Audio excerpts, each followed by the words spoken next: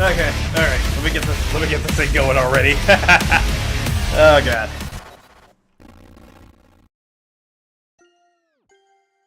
Ah boy, let's see.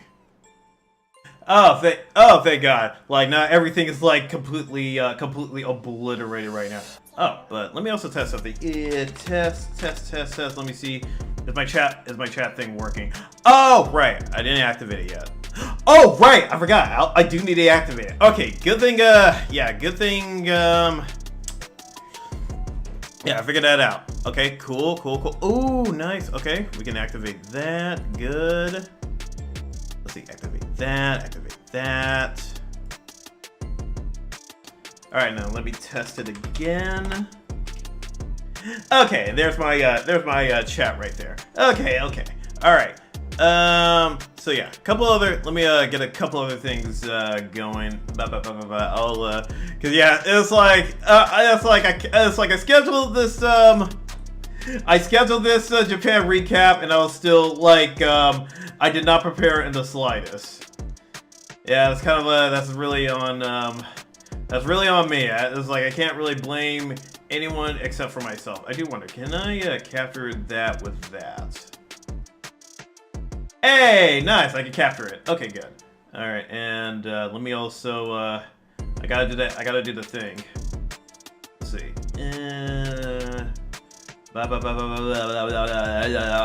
Where is it? Where is it? There it is. Okay, there she is. All nice, bright and shiny. That says she is super fucking bright. I actually need to see if I can. I need to see if I can actually fix that. You look way too fucking bright. All right. All right, but first, let me zoom. I'm gonna zoom her out. So yeah, you can see her at all of her in all of her glory right there. I think I'll stick her. Shit. Let me see. I'll stick her right here. I just gotta crop out the. Oh, there we go. And let's see. Can we just get you sitting right there? Okay, I think that should be good. Though it's kind of covering me up now. Let me Yeah. Okay, I'll move over here. Oh, better yet, honestly, I can just put her on the other side. All right, I'm gonna stick her on the other side. That makes a lot more sense. So, just need a. Okay, I guess I gotta rotate the camera this way. Yeah, there we go. All right, and we'll move her right over here. There we go. All right, there she is. There she goes, right there. Hey there. All right, let me zoom this in. There we go. Yeah, this is kind of like somewhat troubleshooting stuff, but hey, sometimes it just kind of like be like that. You know how sometimes it just do. Sometimes it just do. All right, let me. What I'll do is. Like, you get rid of that halo because it's just going to be floating there. Alright. Okay, there we go. And then she's just going to be, she'll be operating from right there. Oh yeah, let me also do another thing really quick. Let's see. No, not that. I think it was, no, it was this.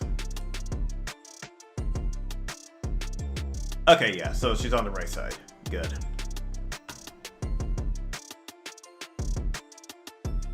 All right. Oh, and then let me also add a couple. I'm gonna also add a couple of things. Like Cherry Blossom. Oh wait, is that still here? Hey, nice, it's still there. Oh, thank God. I still have the source. I was like, what do you know? There we go. And I wonder, do I also have the? Do I have that other source that had the Sakura trees? I don't think I do. Okay, cancel that. What about image? Fuck, I don't. Okay, so I don't have the cherry blossom effect. Unless it's an effect I have to put on this myself. I really don't know. Okay, but yeah, we're talking about Japan, so I gotta swap out my let me swap out my music for something else. Let's see.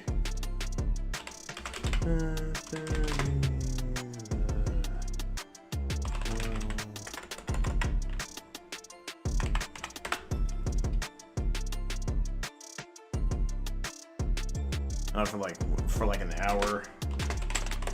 Let's see. Okay, let me see. All right, let me see how this sounds. There's like 2 different things I could use. Let me see.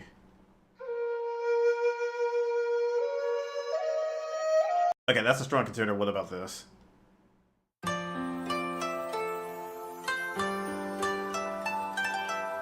Okay, yeah, both of those sound really good. We'll just swap between the two as the situation calls for it.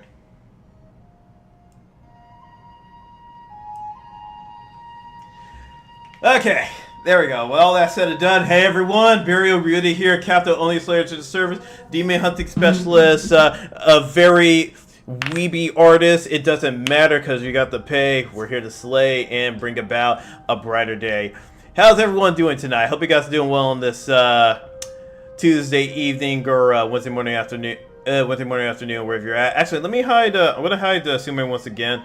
You know what? Well, actually, I was gonna say, like, honestly, I should have used Warudo, but I was like, wait, I'll have to set up another camera in order to use Warudo. So, yeah. Oh, yeah. Forget using that. I need to also set the light, because the light is really fucking bright on here. So let me see if I can find the setting for that really quick. I know it's somewhere. Oh, okay, here we go. Let me see. Okay, if I turn off the sublight... no, keep the sublight on. Just need to drop the intensity. And then maybe the direction...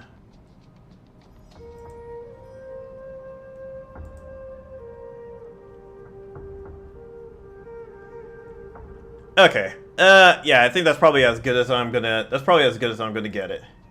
So yeah, so she's not like bright in your, it's like super bright to where she's just completely blinding your ass. Alright, then I can add in a slideshow manual. Okay. Loop. No. And then I can just add the directory. There we go. Hopefully it shows all of them in order. Okay, there we go, there we go. But yeah, how's everyone doing tonight? I hope you guys are doing well on this Wednesday evening or Wednesday evening or whatever. Tuesday evening, Wednesday morning, afternoon. Holy shit, my brain. My fucking brain. But yeah, so today we're finally getting around to doing the Japan recap because I was tired as shit when I got back from Japan. So I was like, do I really want to do this shit today, or can we wait on this until I get back from well, actually wait until the jet lag just wears off? And I was like, yeah, I was waiting until the jet lag wears off. Also, let me check something really quick. I got a message.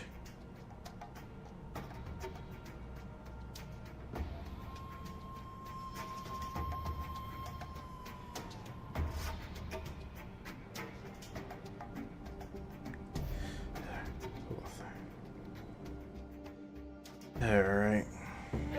Hopefully some good news coming soon. I seriously hope. But, oh yeah, I also gotta get rid of this thing just so that I don't accidentally MFing dox myself. Though it's not like anyone, it's like a full secret of where I live anyway. Alright, but now I'm also gonna bring in the once in a lifetime thing where I show my camera. Okay, let me, hopefully it does not, okay, there we go. Alright, so, we got the camera on, you got the, we got, like, a nice, good view of FAPTA. I kind of want to coin this camera the FAPTA cam. Like, FAPTA cam right there. Just because, like, you get a nice view of FAPTA right over there. And why am I using a camera today, you might be wondering? It's because I also brought back with me a bunch of snacks, and I got figures with me.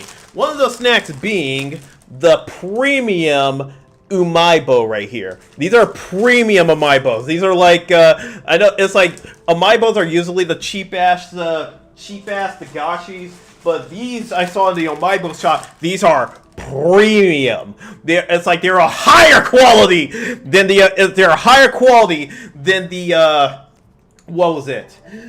Than the typical umaibo. So I have large expectations. It's like for this flavor. And alongside this, we're also gonna we'll test out a couple other snacks. Some of these shrimp trips right here. I guess I can put it right here. And then we got these pop gummies with. It's like with the face of Glico right there. It's like I don't know what the mascot's name of Glico is. It's just I just call her the Glico girl, honestly.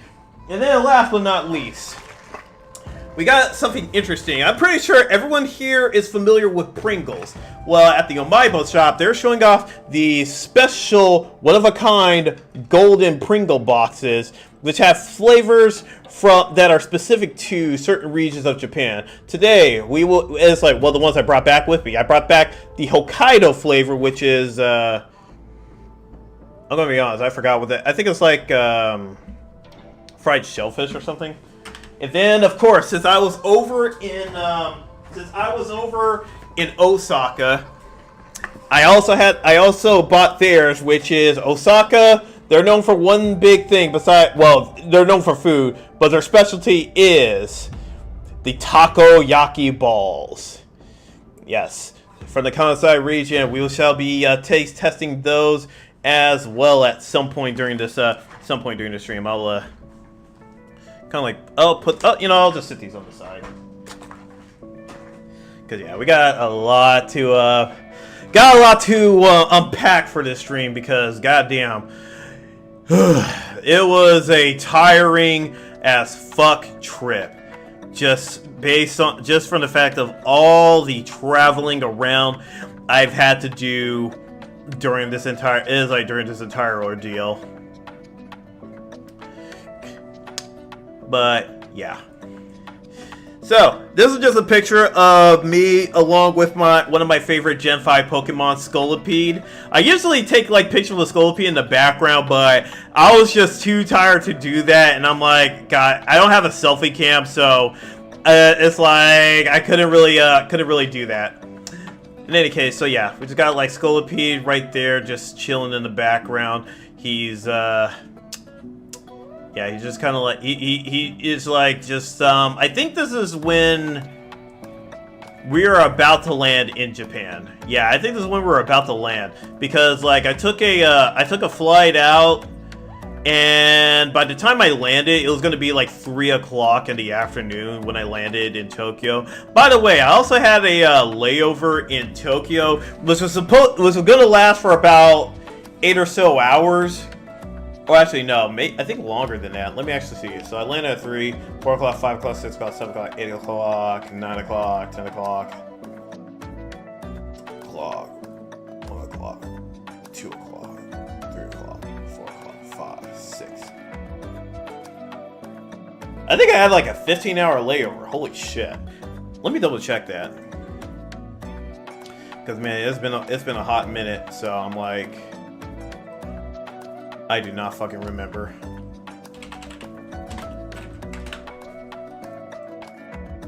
Let's see.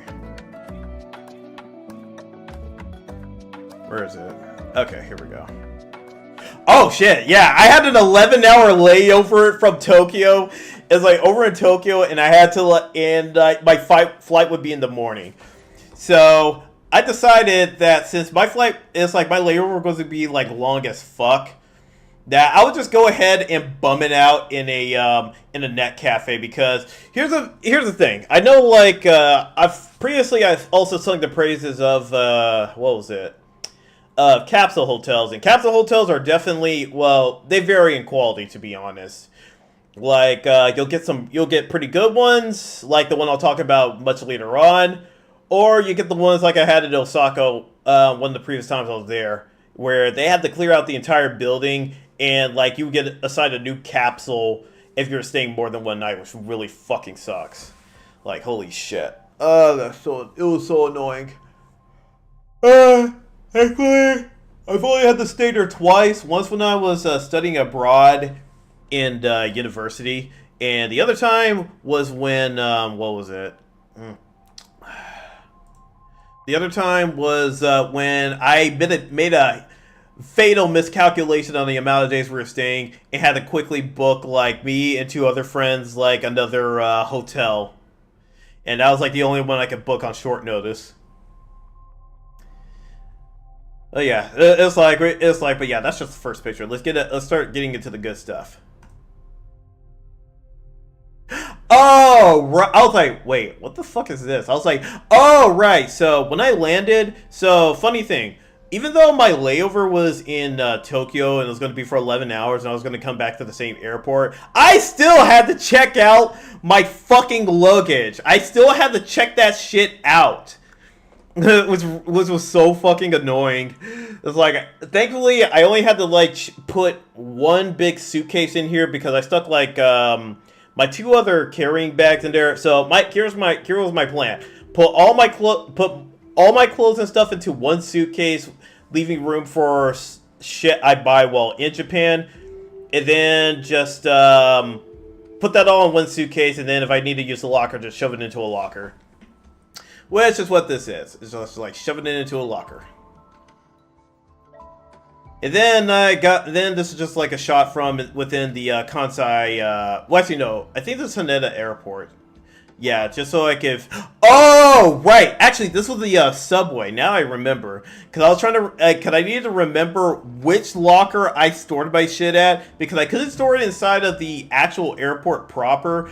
I had to actually store my, suitcase in the lockers that their subway system connected to. So they have a subway that goes straight into Haneda Airport. I had to stick my suitcase into like a locker that was right at the platform. So this is just me taking a picture just so I remember what the area looks like that I got my luggage stored at. Just in case I forgot, because I am prone to forget shit.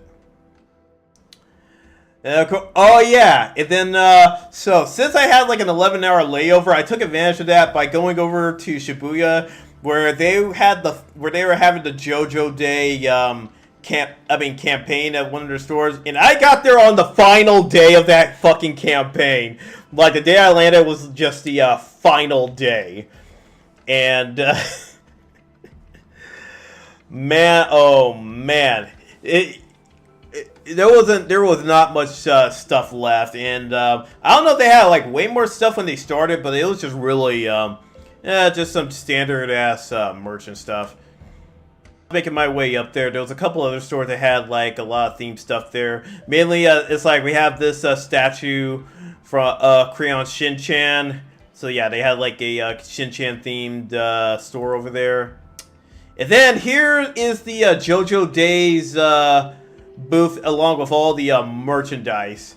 And yeah, JoJo Days, that's where they announced, or at least the live stream that was paired up with it, where they announced the adaptation of Steel Ball Run, which everyone's super excited for. I'm also pretty excited for it, but I'm also like, okay, I need this, please do not put that shit on Netflix. For the love of all that is holy, don't put that shit on Netflix, because putting Stone Ocean on Netflix that shit sucked. That shit was fucking dog water, and it basically killed JoJo Fridays. Like, you guys have JoJo Day, it's like us in the West, we had JoJo Fridays. New episode of JoJo, we would all watch it on a Friday. It is all about that meme where it's just like, it's finally Friday. It's like JoJo Friday, let's fucking go. Happened with part 3, part 4, and part 5. It didn't happen with part 6 because that shit was on Netflix. God, way to kill the hype for that, hype for that anime. Especially during the gaps of when, like, the batch drops happened, because I heard there was a brutal gap in between batches, which is a big reason why I waited until part 6 was fully aired before watching it. Just so I could avoid having to wait for like batches of episodes all the goddamn time. But yeah, it had all this like merch stuff, mainly clear file folders. You had some metal badges, a towel. You had the poster, the wall scroll poster. I think I got the wall scroll poster. There was also a pen light I got. It's like from this thing. Yeah, so good amount of merchandise from this event. I'm gonna see if shrinking that down and then. Yeah, I think that should be fine. It's like, okay, maybe I need to, okay, let me just, I'll just maximize this whole thing. Just so you guys can see good enough. Cause, oh yeah, these are just like, pictures of the, glass cage that had all the, figures inside of. And as you can see, it had, what was it? Yeah, I'll probably leave that alone. Like it's like the stand users along with their individual stands and mounts and shit. Yeah, and then this is like a nice wide angle shot of everything, just showing off like the stone mask and yeah. Also, let me maybe I should put it on. Let me put my OBS on this side. Yeah, I think like putting up my OBS on this side will work better. Because then you can see Sume move her mouse around a lot better. Yeah, have the stone mask, some more stand users and figures and stuff. Yeah, just a lot of good stuff in the background. Next. Oh yeah, and some more shots. It's like there was a lot of figures on display. A lot of figures. I don't know if they still. I don't know if they'll still have it there, but yeah. Just like figures, and more figures. Figures for days. Just figures for days. Yeah. And then, while I was making my way over to another event I was trying to get to, I saw that they had a, I think it was a 10th anniversary for, Yukiyuna. Yukiyuna is a hero. That's a Yukiyuna Yasudaru. Yeah, it's the it was the 10th anniversary, and they had like a themed shop for it. It's pretty cool. And here's the pop-up shop that I went to. The like first thing I did when getting over here. By the way, be gone, bot!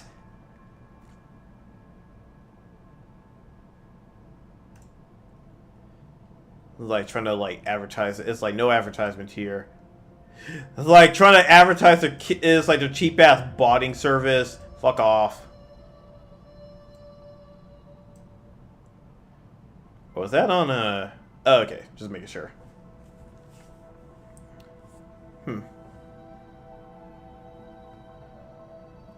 Okay, maybe let me move my model a little bit over here. There we go.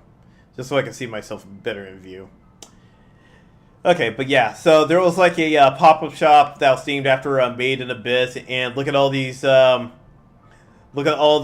elementary school. I think these are elementary school. I can't tell is it elementary school or kindergarten. I do not know, but yeah, I had that themed pop-up shop that popped up a couple days before I landed, and I was like, yes, I'm making my way over there. And look how cute it's like. Look how cute these They're like, look how cute these things are. This is like, there's Rico right there. God, it's like I wanted to. I wish I could buy these cardboard cutouts. This would be, man, dude, the cardboard cutout, dude. I wish I could commission him to print out one of these for myself. And then of course, there's the Regu one. God, that one was really cute. I really love that one. It's almost my favorite one. And then of course we got Nadachi, because Nadachi is love. Nadachi is very fluffy, very, very nice right here. But like my favorite, Fapta. That's it. I kind of wish I got her better into view. But look at that. See? Fapta right here. Ugh. See, this is why I have the Fapta cam right here, just so you can gaze at her cuteness as much as you want during the stream. Oh yeah, and then here is a lot of the it's like a lot of the merch that was there. We got the metal badges right there. We had the acrylic stands. I'm not a big acrylic stand person, so I don't think I really got those.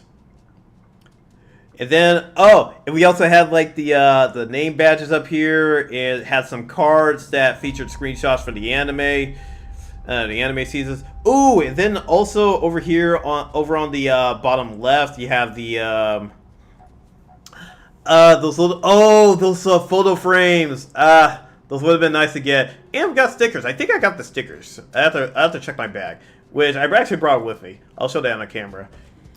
Look, that's so cute. You got Ozen, and then Bone Dad right there. The Bone Dad, the best. The world's best dad right there. Oh, man. There was also a figure of Bones Root that I saw when I was at Radio Kaikon. I was like, oh, God, the sheer fucking aura. The sheer fucking aura of that figure. I wanted it, but I was like, fuck, I do not have enough space for that one. I have to come back and get it next time, but oh, man, that Bones Root figure, the sheer fucking aura of it was so good. And then you got the group acrylics of them all together. Very, very nice. Oh yeah, then you got like some other character. Got Mother Luke right there. Got I am blanking out on her name. And is that I think that's Ma. God, it's been a while. It's been a hot minute since I've seen the anime and remember these characters. It has been a hot minute, so my brain's kind of like malfunctioning. Oh, and unrelated, this is like merchandise for the 10th anniversary Yuki Yuno's a Hero stuff. Had like they had like mini some mini vinyls for each of the girls, along with acrylic stands, and yeah, it just looks like it's just a bunch of acrylic stuff. Okay, so before I continue onward, let me actually back it up a little bit. So, coming back to over here. Now I get to show off the merchandise that I bought from the event. Cause I brought it with me in the room. Let me I'm gonna need to clear the space of the umaibos and stuff, since we'll be trying that later, and the chips and stuff. And hey, you get to see Pochacos in all their full glory.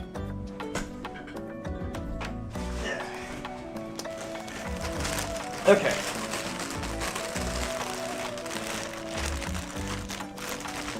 Oh man, I am so glad I got these. I made sure that I wanted to buy these. If I were to buy anything, I would buy these. Wait, where's the I was like, I know I got the full fucking set. I know that for a fact. Good. Ooh, and got some wait, did I get I think this came with the lottery thing that I was able to take part in. Yeah, because I spent a lot of money. Oh, and then there's like another thing of merch. I need to grab that from a different room. Alright. Okay. Alright. Okay, so yeah, I did remember I did get the sticker. So, here we go. So yeah, like I said, I got the stickers from the event right here. We got Regu, we got Rico, we got Fapta, cute Fapta right there, and very fluffy Nanachi right here. So yeah, I got all that sticker. I got the sticker collection from that shit, and then I think because I spent a good amount of money, they basically put me into the whatchamacallit, a bit of a lottery where like that thing where you like spin the thing where you like just spin like a wheel and then like tiny little balls come out, and depending on the color of it, you get a certain level of prize. I think I only got like 1 gold, and then the rest of them were just like rares. It was like the most realist gacha that you could possibly get. But hey, it's like I got like these little pictures right here. I got that. I love that one right there. Already my favorite. And of course we got Rico. We got. Does this say this character's name? Cause I am blanking out on this character's name. I feel bad. Yeah, I got her. I got Mother Luke. And it's like got Nanachi, got Ozen. I wish I also got Bone Drew. That would have been dope. But yeah, so we got all of that. Then I got like this thing. I think it was like a surprise keychain. I can't remember who I got up in here. Let me see. There we go. So keychain. I got. Oh, I think this is okay. So I got like a little keychain of Ma right here. I don't know if this thing can like. Oh wait, can you adjust? Oh, okay, it automatically adjusts. There we go. So yeah, got her. It's like got her. Ah, there we go. Now my camera is no longer like blurry as fuck. Yeah, so that's very nice. That's very nice. But the real shit is like the real shit. I'm also gonna toss this out because like that keychain is extremely small. Real shit is these tiny plushes. I got one of Regu right here. I got Regu. We got Rico as well. It's like it's like if you get Reg, you gotta also get Rico. We got Nanachi right here. Nah. And of course, you know me. I love me Fapta. I buy me Fapta. Fapta love. Fapta love right here. Look at all that. Look at all that right there. Fappa bro. Hell yeah. By the way, welcome to the stream. Cat smells like ammonia. Glad you can make it. Hope you're doing well in this Tuesday evening or Wednesday morning, afternoon, wherever you're at in the world. And I'm just recapping my Japan trip and the merch I bought from the over in Shibuya. They had a pop-up shop for Made in Abyss, like themed after like a school and stuff. So I took advantage of that to get like a lot of merch. Oh! And before I forget, the very last thing I bought, this thing actually kind of broke my wallet on day one. The thing that broke my wallet on day one. I envy that so much. Yeah, man, I swear, the FOMO in Japan is fucking real. It is real. So the last thing I bought is this sweater. This Nanachi sweater right here. Ugh. Then I'm gonna see if I can get the back of it. Cause I am not turning up my camera. Shoot, if I was flesh streaming, that'd be one thing, but I'm not. Yeah. Then right there on the back.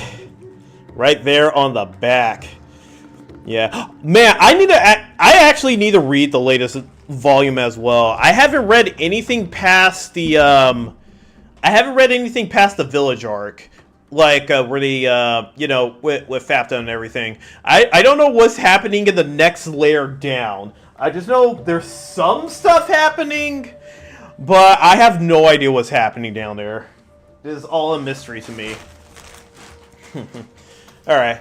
But yeah, I'll leave this stuff up on stream and I'll zoom it back, stick it back over here.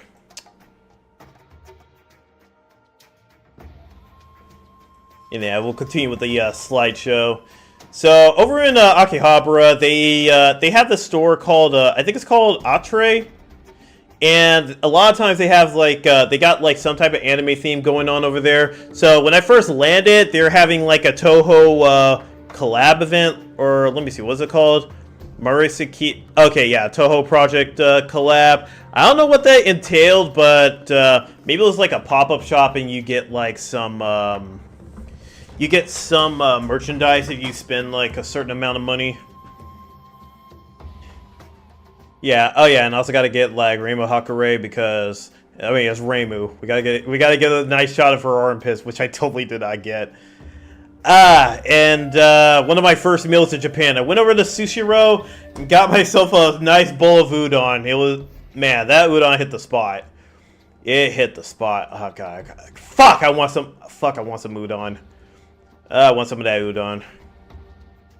And then this is the next morning, so this is where I was flying out to Osaka, was going to be serving as a bit of my base of operations for that day. Not going to spoil much, but they've almost reached the final layer. Ah, okay. Yeah, I know they're very close to the final layer. They're, especially after like the latest arcs.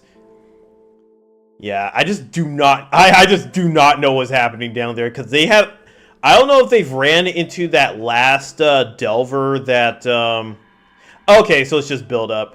Yeah, because I was kind of refraining from reading any of it because the chapters come out so irregularly that it probably had like that same issue that the Village arc had where it would just be months before the next chapter drop, and it feels like the arc lasts for so long despite the fact it doesn't technically, in universe, it doesn't last that long, but because of how irregularly the chapters come out, it makes it last so much longer than it does.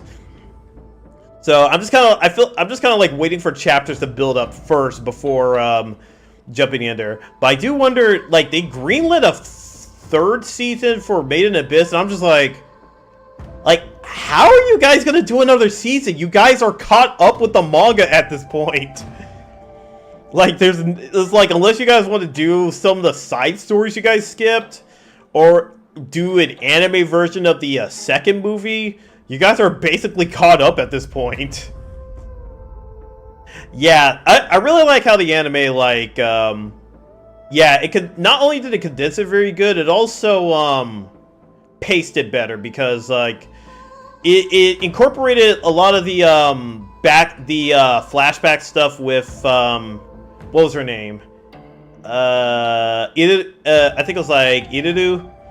Yeah, it added it peppered in the backstory for her and her Delver group it's like along with like it's like within the story rather than like, okay, here's the first part of the village, then here's the flashback stuff, then here's the rest of the village. Yeah, so they handled it very well. Yeah, and the anthology books, yeah, nice. Oh, and then the one thing I was really looking forward to in that season was just that one shot of Fapta. Hold on, let me find it really quick. It was just this shot of Fapta where I was just like, when I saw it in the manga, I was like, Kino. That whole, goddamn, that is Kino. Let me see if I can, it's gonna be hard to find that panel. Oh, wait. Okay, I spoke too soon. Let me see if can I get like is that the panel in full? All right, let me grab this. Oh man, this shot was just Kino. Like, fuck, that was so good. Yeah, let me put it in my random folder. Yeah, that one. That one is just like, I was like, fuck, that one's so good. It was just, I am so glad they adapted that scene. Yeah, this one right here. It's just like, she's standing at the outside. She looks so tiny from afar, but then they zoom in and it's just like, oh, that's, but then they added like, that little like ring effect thing in the anime too, and I was like, oh, Kano, God, that, man, this shot in the manga just gave me chills. It was just, you knew it was gonna happen as soon as that, it's like, Reg destroys the barrier, then she appears, and it's just like, damn, that's an entrance right there. So good. I am so glad they adapted that. Man, They've been hitting it out of the park with the Made in Abyss adaptation. It kind of sucks that they couldn't, though I understand why. I'm sad that they couldn't put in that one scene where it's like with the flashback with Reg and Fapta, where Fapta's like is sniffing his goggles, and then she goes before she leaves, Fapta will do it with Reg, and it's I remember when that chapter came out, and everyone's just like, "Damn, Reg did it with Fapta." I was like, "Yeah, he did it with her, all right." Now here's the question though: who went into whom though? Because it seemed like Fapta was kind of was top in more ways than one.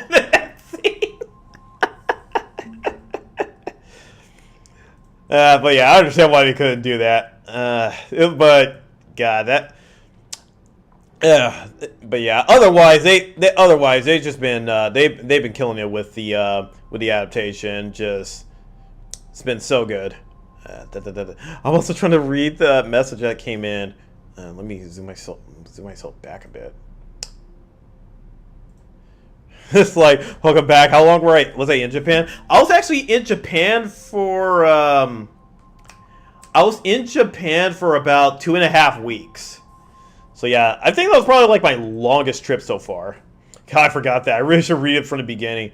Hey, you know what? Honestly, why not? Like when you're waiting for like the next chapter drops, like shoot, you can just read it over from the beginning. It was interesting. Like I watched the anime first before reading the manga. At least like the first season of the anime. So then when I started reading the manga, I was like, ooh, they did this part differently in the manga. Yeah, so there was like a lot, some neat differences that I saw with both adaptations, and then and also like that filler episode that they put in the anime, which honestly, if you didn't tell me that was a filler episode, I would have just thought like, oh, that's just part of. I guess that was just like a, it's just like a little bit of breather before like the next chapter hit. But yeah, that was so good. But yeah, so I'm just so this is just me flying out, and then let's see, what's the next picture? Oh yeah, and then I landed in Japan, and then landed in Osaka, and they were having like a collab event with Gintama, and I was just like, wait, hold on, I know this character. It's like whatever he's holding better have a ungodly amount of mayonnaise on it, and I was like, yeah, you gotta. Yeah, when it comes to this character, he has to have an ungodly amount of mayonnaise, of Japanese mayo on there. Speaking of, I completely forgot to get like some Japanese mayo. I am kicking myself for that. There's some stuff I completely forgot to get, especially when it was like the last day, and I'm still kicking myself for. And then here's a shot of the inside of the Kansai airport right here. So. Yeah, it's nothing really to write home about. It's just there. And then, like, oh, you'll also see this, at least for right now, that this little mascot thing with, like, the red ring around him and the blue body. So, apparently, during this, at the time I was going, Osaka was holding the Osaka Expo, which I guess it was, like, a World Expo thing that... it showcased like other countries around the world. I guess like Japan was kind of counting on a combination of both the Olympics and the Osaka Expo to drive up tourism. And well, when it came to the Olympics, that kind of like fell to the ground. Though for the Osaka Expo, I guess oh god, my voice is like tipping into red. Let me dial that back down. I guess it did all right. I'm gonna be honest. I did not go to the Osaka Expo. I was like listening. I was trying to hear from my friend who went there because there was also a Whole Life English performance that I wish I could have went to, but it happened before I reached Japan. There was like shit that was happening before I could even reach Japan, which really fucking sucks. So I was listening to my friend see like, okay, is Osaka Expo worth it? And he was just like. I mean, unless you want to like see, I guess like Osaka gas itself up or countries gas themselves up, And it's like I could just skip it. And I was like, oh, thank God. I didn't feel, because honestly, I did not feel like going. There was nothing in there that seemed to interest me from the little that I looked it up. I was just kind of, I'm, as you can see, I'm basically like, I'm basically King Weeb over here. Oh yeah, and it's like, they have this guy to greet you as you're going down to the subway. Welcome to Osaka. Hold on, what's the, let me see, what does that say down there? It is, wait, what does that say? Hold on. Rapid, it's like, or, okay, I gotta zoom this in like way fucking more. I cannot read that shit. Let's see. Rapito,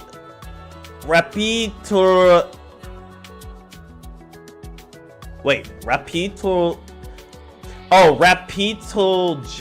Rapidlerja, oh my god, Rapidlerja, whatever, it's basically a Super Sentai shit, basically Super Sentai,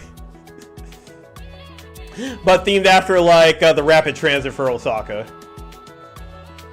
And then I took a picture out here. I think this was the area that, yeah, this was the area that I was basically staying at. Not specifically here, but there was a building right behind me where that I was staying at. Oh, yeah. Oh, and then from where I was at, I was just walking around, and then I eventually made my way to this one area called Osaka Shinsekai. And man, like this, what? Okay. I ran into some people over there that just invited me for a drink. It's like invited me for a drink. Hell, they actually paid for a highball for me. And I was just like, oh shit, yo, let's fucking go. And man, my Nihongo was actually pretty Jozu during that time.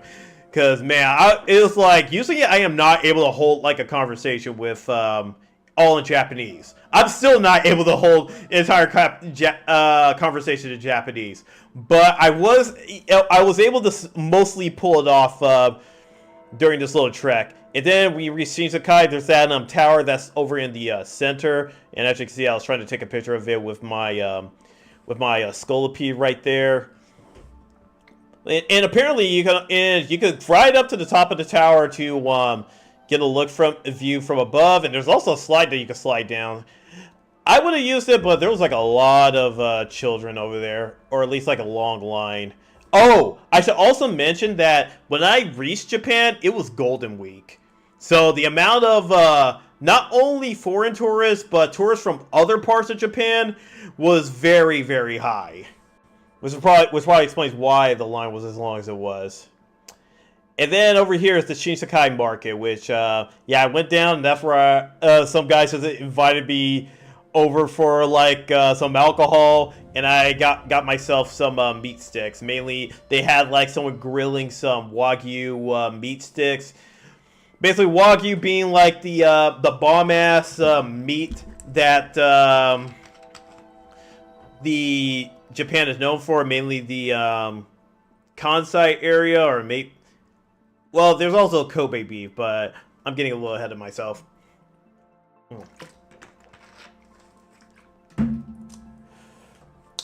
Alright. But yeah, I actually want to try out one of the snacks. Well, actually, let me see, where... Oh yeah, and then they also had like some clothes stuff, and then like these interesting backpacks that are like shaped as the heads of tigers and stuff. So yeah, it's just a lot of different vendors and stuff. Oh, and this is the underneath that tower, that mural that they had underneath it. And they had a kushikatsu over there. I have an interesting story when it comes to like kushikatsu. That'll come up later. But yeah, just another shot of the Shinsekai area. Had another kushikatsu. So kushikatsu, what is that? That's basically like, if you've ever seen like those shows or anime where like they're eating like deep fried stuff that's on a stick, that's kushikatsu. Oh man, God, the more I talk about kushikatsu, the more hungry I get.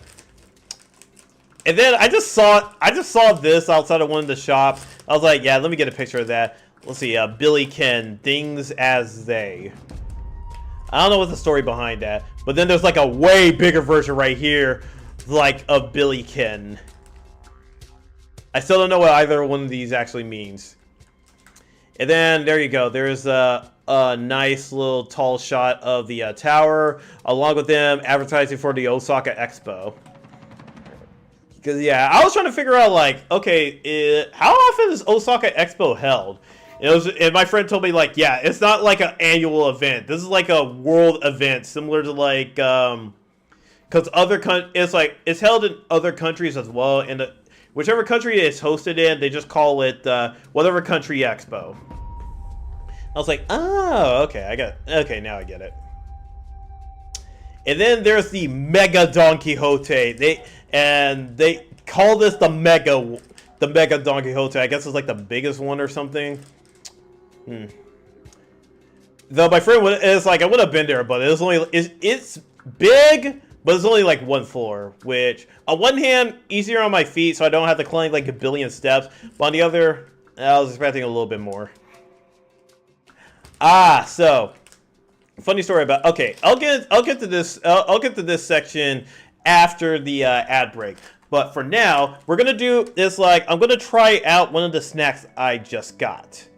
So we're not gonna do the premium Maibo just yet. We're gonna start off with the Shiro Ebi, these white shrimp chips right there. I think I got these when I was over when we went to go visit the Doge statue, which I'll get around to a little bit later. All right, but yeah, let me open these up right here, and let me smell it. Oh wow, yeah, that's definitely that's a fishy smell right there. But yeah, this is what it looks like. Just like plain old chips, and basically flavored as flavored with shrimp. All right, so this is the Shiro Ebi chips. I don't know what that last kanji says. Going in.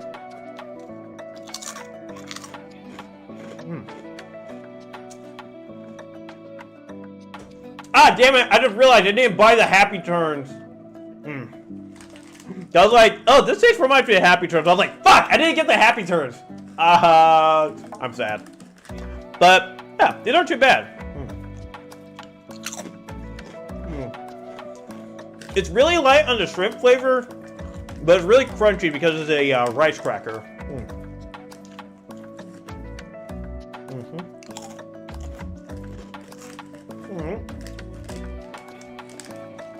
Yeah, not bad, not bad.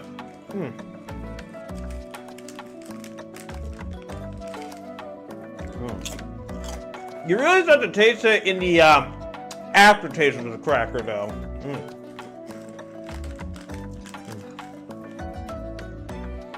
Very, very mellow flavor. It definitely a snack that you definitely want to drink alcohol to.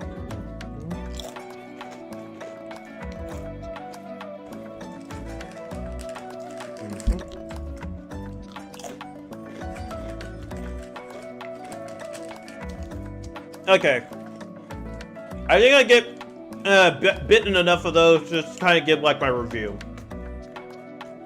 So yeah, it's very mellow on the shrimp flavor until you hit the aftertaste. Very crunchy, which is really good. I mean, especially since it's a rice cracker. I'd probably give it about a 7 out of 10.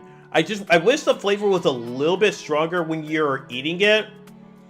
But it does come out after when you hit the aftertaste. It's decent chips. It's a decent snack. Definitely better when you drink it when you have alcohol to drink with it. All right, so we're about to hit the commercial break, so we will be right back.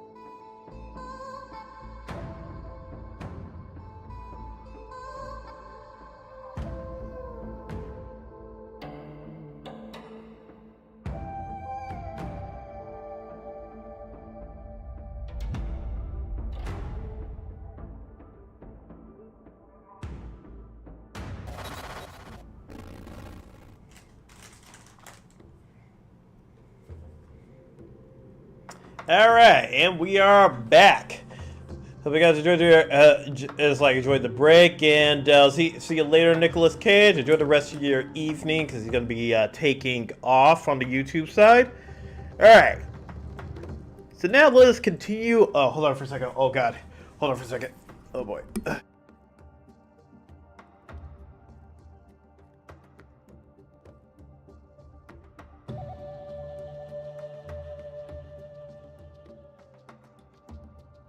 Ah, God, I hate my allergies. It's like it hits at the worst possible time. Anyway, so continuing onward. So just to kind of like give you guys a little bit of backstory on a couple things. So I flew into Japan, landed in Tokyo. I had an 11-hour layover, in which I stayed at a net cafe, which wasn't too bad, but damn, the couch bed was a bit rough, but it did what it needed to do, which was just to kind of keep my ass there until my flight the very next morning. So then I'd catch my flight, go over to Osaka, and then check into my Airbnb, and then have my little adventure here, going to Shinsekai, and then walking past the Don Quixote.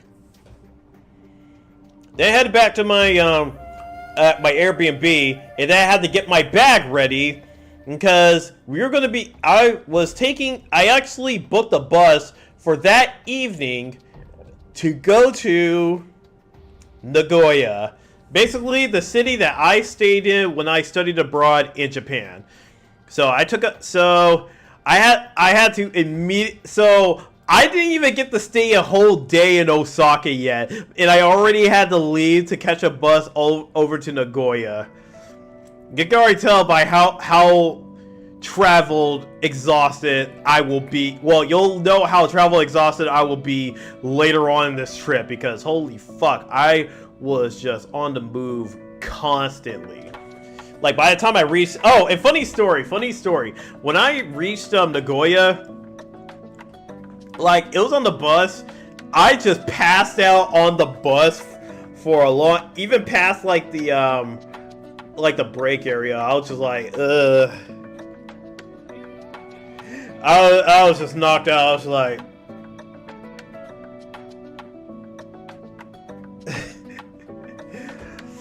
so then by the time we got there, I was still knocked out. I was just like, ugh. Eventually, it was like the bus driver came by and woke me up. I was just like, he's just like, what are they? I was like, huh? I was like, oh, we're here. And I was looking around, like the entire bus was empty. And I was just like, oh, holy shit. Damn, I fell the fuck to sleep. I was just like, I was not waking, my ass was not waking up. And then, like, from there, I had to make my way over to my booking, which was at a capsule hotel. The first one I would stay at during this whole trip. And, man, getting there was not a big pain in the ass, but in retrospect, I really should have brought one of my sweaters with me. Because I brought, like, 2 sweaters with me, but I decided not to bring them because I checked the weather and it was just like, oh, it's going to be warm and it's going to be humid. God, warm and humid, the worst combination imaginable. So then I'm walking down the street and I'm just like, ugh, man, it is really chilly. Hopefully I can reach my place in time. Oh, I should also mention something. So, consider this a bit of a travel tip if you decide to like go to Japan. Make sure you have Wi-Fi. Make sure you have your own Wi-Fi set up before, it's like either before you land or after you land. And just because Wi-Fi is scarce as fuck around Japan. It is scarce. It's like when I lived there in Nagoya, I was just I was shit out of luck 9 times out of 10 when it came to getting a Wi-Fi signal that wasn't like dog shit.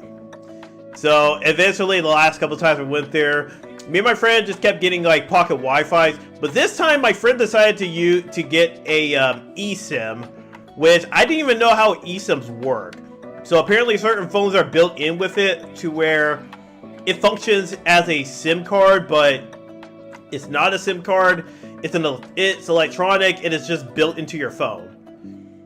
So I was like, well, so before I went on this trip, I was like, I'll probably just do the pocket Wi-Fi again. And I saw the price for the pocket Wi-Fi, and I mean, it wasn't super expensive, but it was still a lot of money. And I checked the prices for eSIMs, and I was just like, oh, you know, eSIMs might be a good idea, but I needed a phone compatible with eSIMs for me to actually use. And what do you know? Before I even went on this trip, I bought myself an iPhone XS, mainly for VTuber tracking. So then I was like, okay, I guess I can make use of my my new iPhone as an eSIM. So I hook up the eSIM to my iPhone, and my iPhone basically acted as my pseudo Wi-Fi, pocket Wi-Fi. I connected my phone and some things to it, and I'm like, all right, we in business, baby. We in business. So yeah, I got that working and was able to use GPS to locate my hotel. I don't think I have any pictures of the inside of my hotel, but let's see. Oh yeah, and this is like another overview of Nagoya Station, where you can see, like, over in the background, you can see the big camera. That's like the big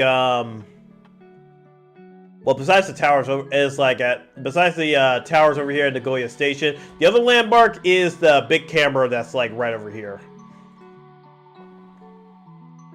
Oh, hey, I took a picture of the inside of my capsule. So inside your capsules, you have like so you have the place where you're laying at, which serves as your bed. There's a charger that you can use. It also came with like other chargers for like my phone and stuff, which was really helpful. And it also comes with your own personal TV, along with some headphones. And what do you know? Got there in time for some late night anime, and I put it on this baseball, like whatever this baseball anime is. I don't know what it is. It looks interesting, or at least like the main girl of that baseball anime looks interesting. She's a Gyaru, so I'm like, hell yeah, Gyarus. That's all you had. That's all you needed to sell me, baby. So then it was like next morning, I'm making my way over to, I'm actually walking over to where the Osukanon marketplace is, because I was like, I could take the train. Oh wait, did I take the train? Oh wait, no. I took the train because I was like, okay, I'm gonna go and get the all-day pass, because with that all-day pass, I could just go as I feel like it. Was really nice. And passing by, I saw like they had like a museum event going on, showcasing Japanese armor and swords and stuff. I was thinking about going, but I didn't actually get around to going there, so it was a missed trip. But yeah, I just wanted to get those pictures before I continued onward.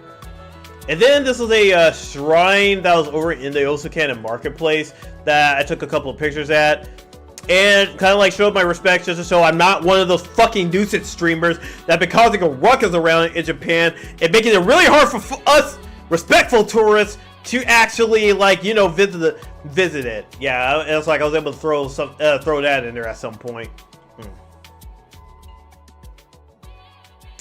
But yeah, so just like a couple shots of the shrines that were in that area right there. And then, of course, you have the big Osukanon shrine over here, which was a lot less busy than I was expecting. I was expecting like there was going to be a lot of booth stands and like people just trying to get up in Osukanon like temple. But I suppose everyone's probably over in like areas like Kyoto and Osaka for that type of stuff rather than over here.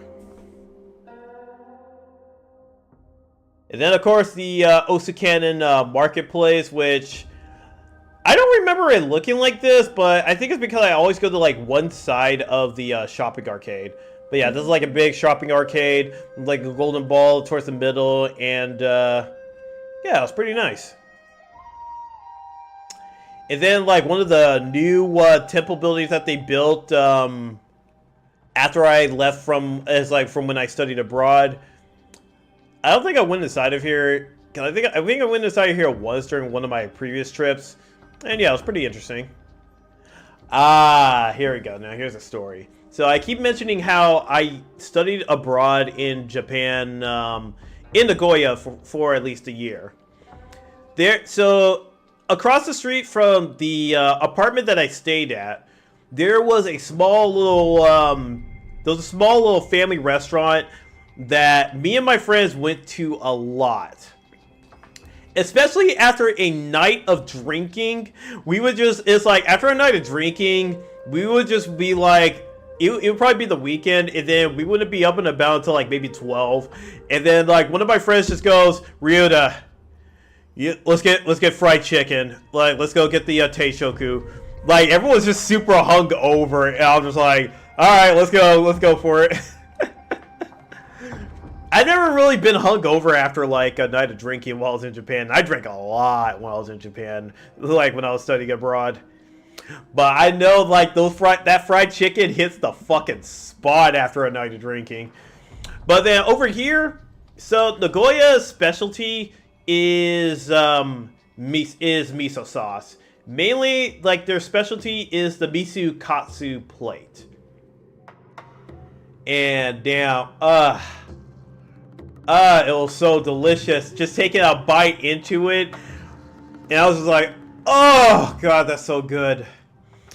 I was worried that the restaurant might have lost like a bit of its flavor just because it's a small restaurant across the street from the apartment that I stayed at. So there was also a chance that this place would not be around anymore because, you know, of all the lockdowns and shit that happened back in 2020. But thankfully it was still there, and god, that miso katsu hit the fucking spot. It was so good. Ooh. So delicious. So delicious. Speaking of the apartment that I stayed at, I am glad that I got the room that I did over on one half of the apartment complex, because there was a room on the other half of the apartment complex where I feel like that area is a biohazard. Like, there was like mold on like the window seals, clothes pushed up against the window. They look super discolored, and I'm just like, yeah, that looks really horrifying. Oh yeah, and hey there, Lurk, Ganondorf, welcome to the stream, and thanks for the lurk. I hope you're enjoying enjoying your Tuesday evening or Wednesday morning, afternoon, wherever you're at in the world. I'm just recapping my Japan trip, and I got my live camera over here on the top left. It's just so you guys can look at the Made in Abyss merch that I bought. All right, so yeah, continuing on. This figure right here. Now there's a story behind me getting this figure, which I am not proud of. Well, I'm sort of proud of, but at the same time, I'm not proud of. Because, so, it was inside of a UFO capture that I'm typically good at. And, it took me a couple tries to get her, but there was an issue. Let me see if I can actually do like a, bit of a visual representation with my camera over here. Okay. I need to find like a thin object. Oh, here we go. Grab you. And I need something else.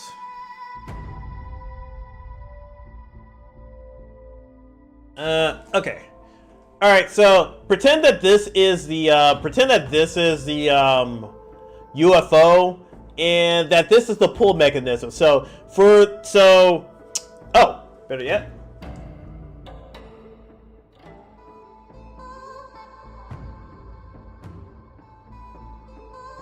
Okay, that didn't work.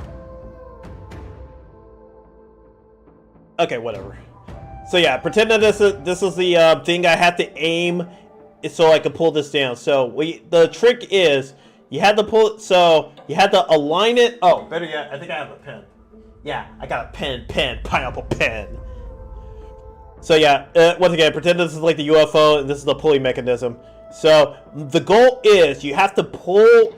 It's like you have to align it so that the it lands directly in between like the UFO, because the UFO is being held up by like beads that are going up through here. So the trick is you have to like get the pulley to go in between like those beads, and then it will pull down, and then it will bring the UFO with it. And you have to bring it down just a certain amount, which will activate the or disconnect the pulley that is holding up the figure, and it will drop down. It's simple. Now here is what happened. Now here is, you know what? Let me use my fingers for this one. Here is what happened when I aligned it perfectly. Let me see. Yeah. So here's what it was supposed to do. Here is what it's supposed to do. It was supposed to do that. Here's what actually happened.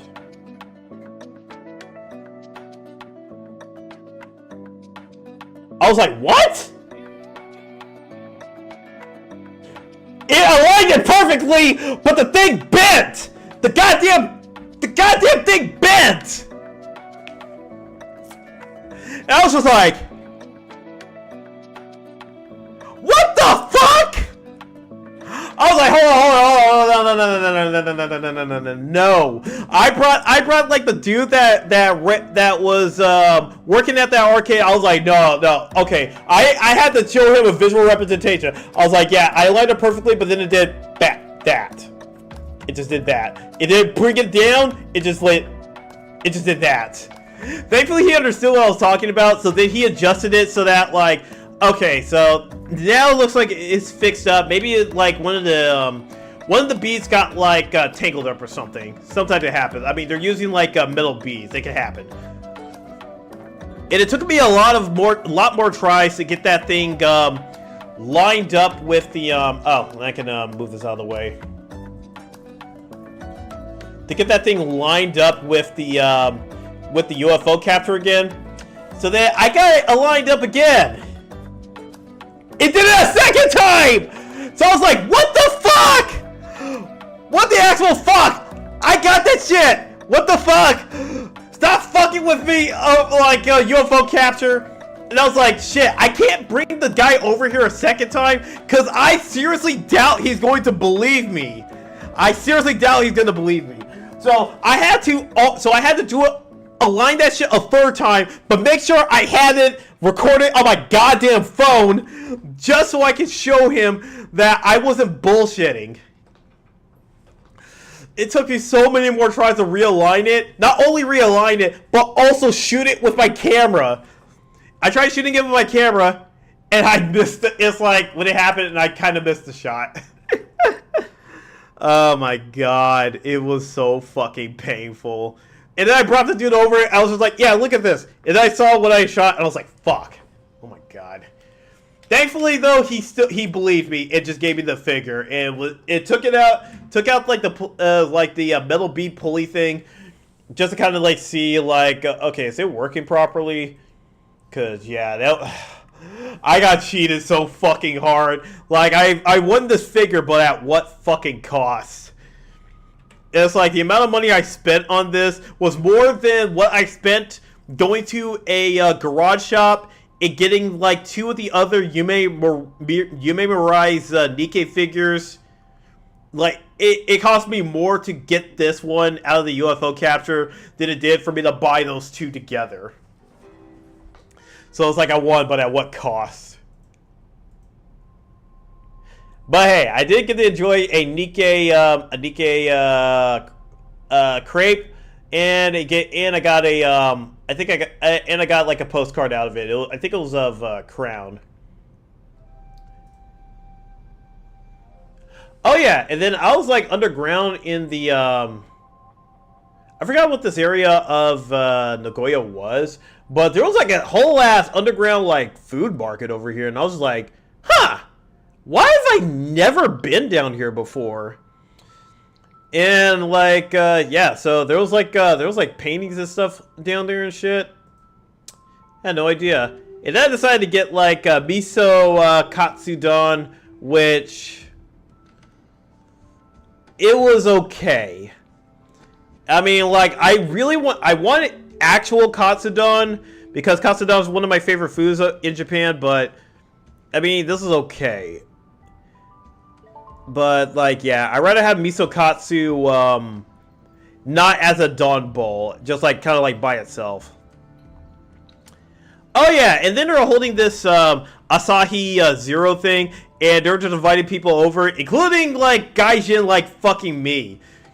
And the Asahi Zero is just basically a zero alcohol, like, beer. So, I basically got, so for 200 yen, I got a cup, it's like, I got a cup of this beer, along with some snacks, an edamame, and, like, a meat stick. So, I'm like, 200, it's like 200 yen for that, like, $2? I'm like, fuck yeah, let's go.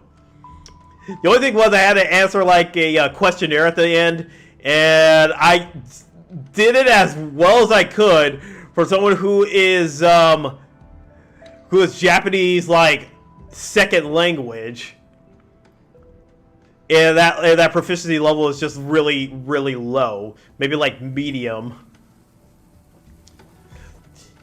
And yeah, I was like making like a big show out of like saying like, all right, do I say yes or no to this? And I'm like, yes, because I do like the taste of beer. You know, it's actually kind of interesting. I do find it weird. Like, I saw this one post, I think it was by Line Chew, who did a what was it? They were saying like, God, how do you guys like the taste of beer? And I'm like, I like the taste of beer. It tastes good.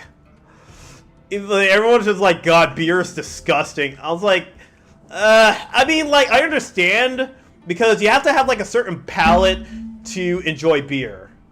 Unless it's like an IPA. IPAs are disgusting. IPAs, I fell for the IPA beam once, and that was the worst mistake ever, because, God, IPAs taste like dog shit. I will still drink an IPA over wine any day of the week. I fucking hate wine. Oh yeah, and speaking of making like a grand show, so going back to like in Shinsekai when like those guys invited me over for drinks and meat, they also wanted me to do like a kanpai for everyone. It's like, hey guys, it's like when this person comes back, just do like a kanpai. I was like, okay, sure. I was like, but because it's me, I had to ham it up as much as possible. So I was like, Minasan, kite kudasai! Goodbye!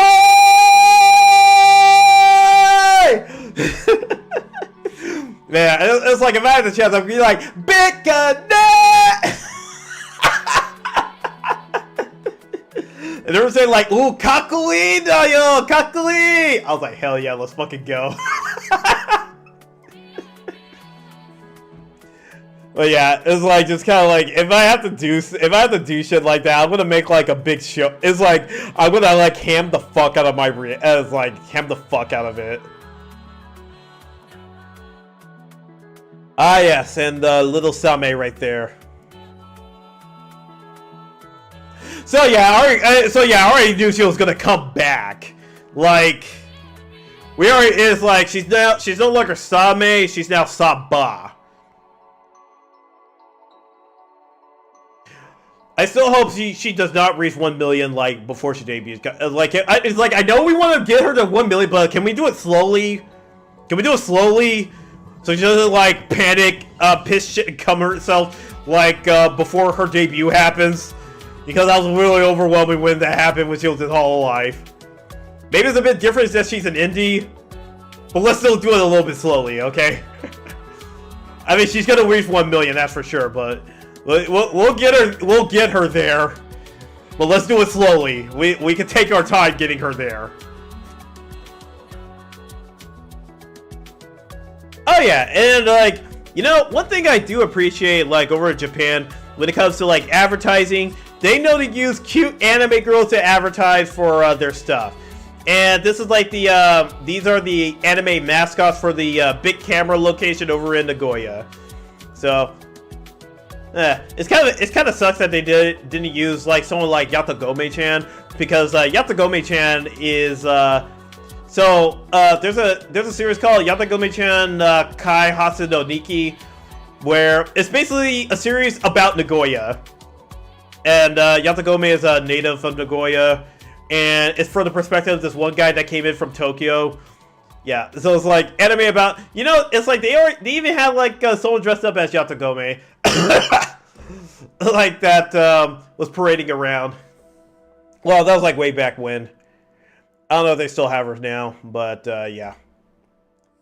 Oh yeah, then they had like this diner store stuff. I think this is when I got back to Osaka. Oh, by the way, I have a story to tell, like, of when I got back to Osaka. Actually, I have two stories to tell.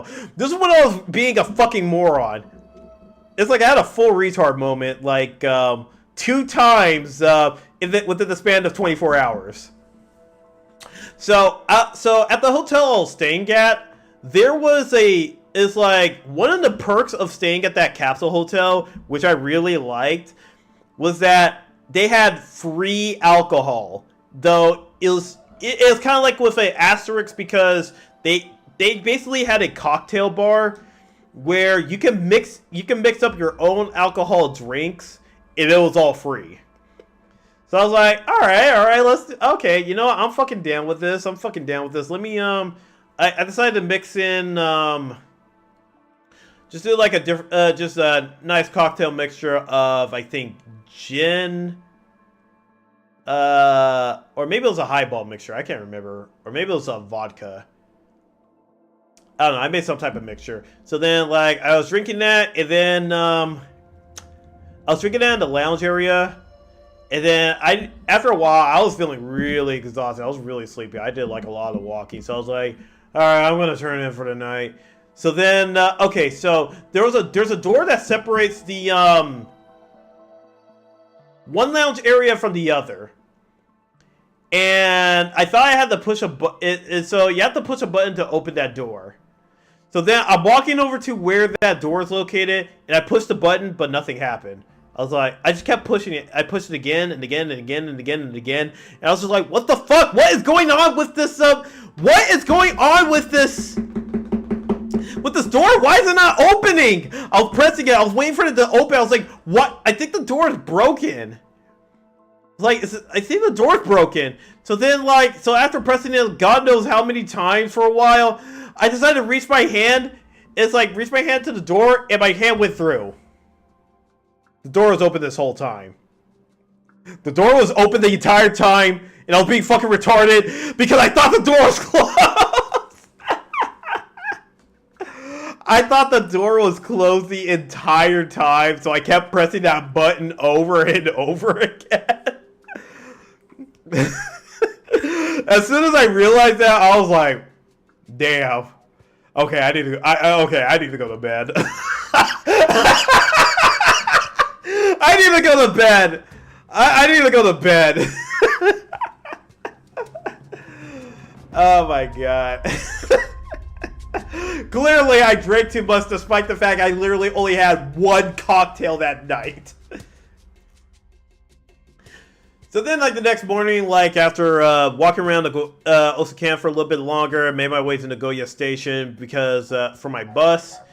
And then I caught my bus back to the Umeda Station over in Osaka. So then I got my backpack and then walked over and I had to use the bathroom really bad. So I was like, all right, let me get my stuff. And then grab my backpack, and then it just went off into, like, the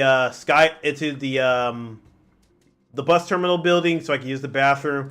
And I was like, okay, let me put my bag on this hook. And then I realized I forgot my bag at the bus. I forgot my bag that had my 3 Nikkei figures back at the bus. So as soon as I finished pissing, I just zipped up and booked it back over to that bus. I zipped myself up and booked it right back over to that bus. Just to get my figures. And I was just like, man. Full retard moment right there. Oh, man. I was out of it. But yeah, so then, like, making my way over to the subway and walking around to Umeda Station, I saw this dinosaur thing. There's not really much of a story besides that. And here's the inside of my Airbnb once I finally got back, which was very spacious, had a nice AC up there, TV. You can't see it, but behind me was a table, and I had like a computer chair right near me. And yeah, basically it had like a small apartment setup. It even had like a washing machine in the back, so I had to hang dry my clothes. So yeah, that was basically my base of operations for the rest of the trip. Oh yeah! So I was making my way. So I walked past this area when I was making my way back to my Airbnb, and then like okay, so then I was gonna meet my friend over in the Dotonbori area. So then I was walking out, and then I saw this. There was like a car accident between the time that I reached my Airbnb and when I left to go to Dotonbori. I don't know how this happened, but it happened. I don't think I heard it from my apartment either. And it was very close to my apartment. Alright, but yeah, moving on. Oh! Okay, I gotta show you guys this. So, one of the menus we were looking at was, it's like, we're looking at the drink menu, and one of the drinks was a big tits. So, anyone that follows me on Twitter, when you guys saw me tweet about slurping of some big A titties, that's what I was talking about. Big tits. One of the drinks was called Big Tits, and you know I slurped down on that shit. Slurped down on that shit like I was a fucking baby. I wonder if I got like a picture of that too. Let me see. Ah yeah, and that's what the Big Tits drink was.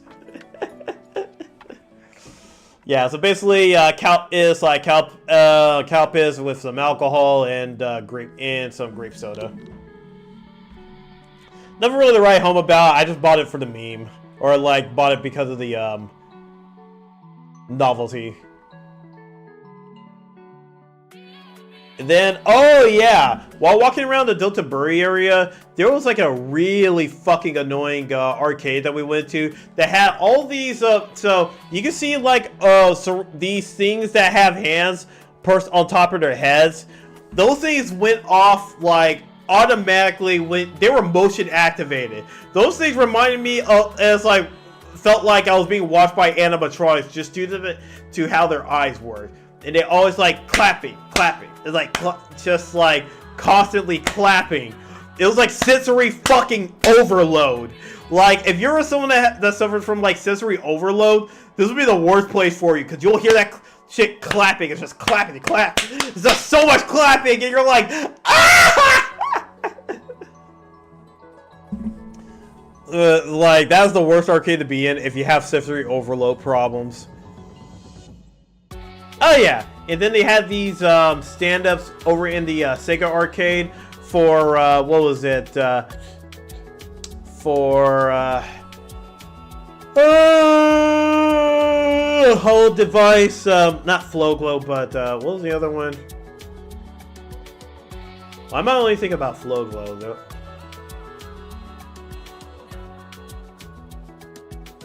God, I forgot what their group is called. It's gonna bother me. Let me see. Let me look it up, actually. What is, this generation, called?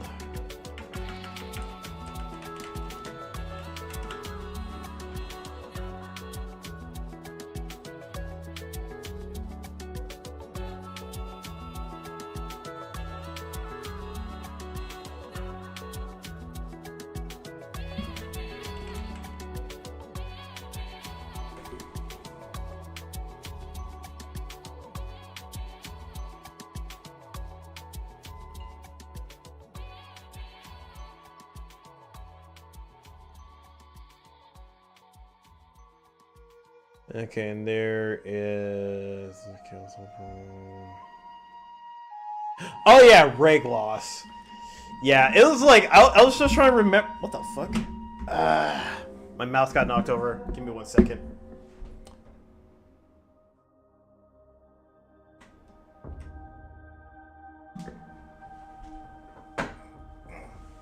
Just making sure that my head does not appear on the camera. There we we go. Okay.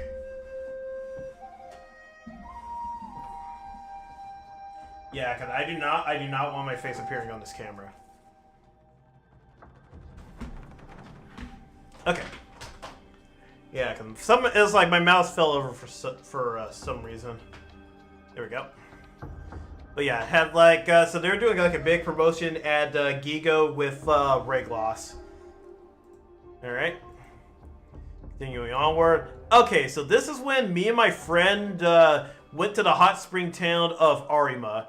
And we were just walking up like this one incline area, just getting to the, I think we were getting to like one of the hot springs or just like looking around some of the shops.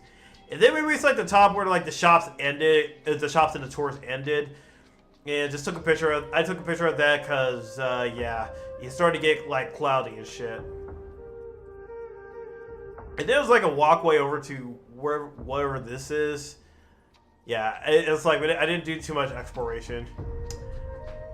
Okay, and let me actually, I'll also talk about like, well actually I'll talk about that later.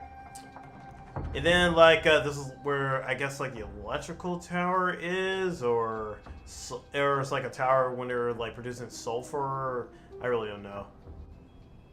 Oh yeah, so it did, so me and my friend, we went to a restaurant that was nearby to get something to eat. And then like, right as we were eating, we just saw like drops of rain starting to come down, and we're just like, okay, we need to move to like some shade. And then it started raining for a while. And it didn't rain for too long because eventually the clouds started popping up, and man, after it finished raining, brought out like a very nice view of like the surrounding area from the hotel that we were staying at. Oh yeah, and man, my friend spared no expenses for the room. In fact, you needed 2 people to book this room, and they cooked some food right in front of you and they just brought out like the most 5-star meal ass spread that you could possibly imagine. It was really delicious. They brought it out for both dinner and for breakfast. So then, like, I was just taking some pictures around Arima. Speaking of, so I did get to try out their hot spring, both their golden and their silver hot spring, and like it was pretty good. The water was a pretty good hot temperature. I probably wouldn't put it above like this one public bath I went to, because man, that one I have to say, like, this one public bath I went to, that public bath fucks. Alright, but yeah, then we had like some food trucks towards the bottom. I can't remember, I know my friend bought himself some whiskey while down there because he was an alcoholic. I can't remember, I think I bought, oh yeah, I bought a onigiri that was wrapped up in quote-unquote bacon, but let's be honest, it was basically like Canadian bacon, which was ham. And it was pretty decent. And then we took a look at some of the shops. I wanted to get like some, I definitely wanted to get some like snacks or souvenirs before I had left the town of Arima. Oh! And I can talk about this. So there was a vending machine that me and my friend went to, and goddamn, that vending machine was had some cursed ass soda drinks inside of it. This is not one of them, mind you. But there was like one where my friend got that had snake venom in it, and it was an energy drink. But there was also an option on there that just said lucky. It's like lucky soda. And me and my friend were just puzzled. We're like, what the fuck is the lucky soda? And I was just like, you know what? Fuck it. Let's alright, fuck it. I'm trying my luck. Let's see what the lucky soda gives me. I was expecting like some jank ass shit to come out of there. But then it popped out this one called this blue cream soda. I was like, oh, it's a soda, gotcha. So then I did it again, and then I think it popped out like a pineapple flavor one. I was like, okay, you know what? That's pretty interesting. I was like, 10, it was like 9 out of 10. We'll do that. We'll definitely do that again.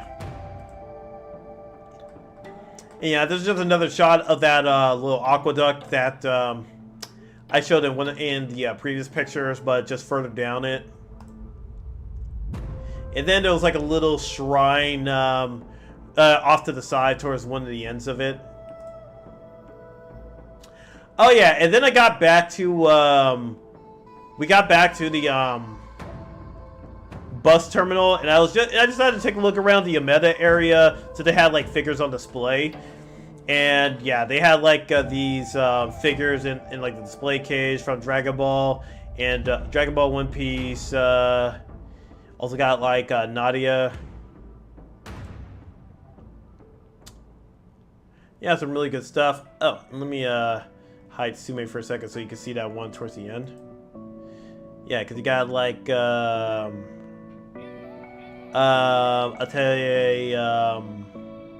No, not Iris. That's a different one.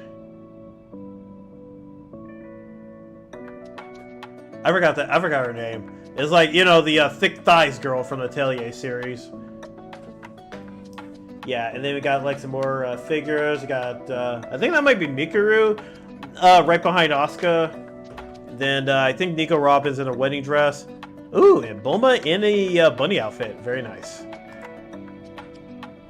Oh yeah, and then there's like you can see that Hello Kitty figure that's got like the Hello Kitty figure that's dressed up as the mascot for what was it? Osaka Expo. Huh. Yeah, pretty nice. I got Nico. It's like got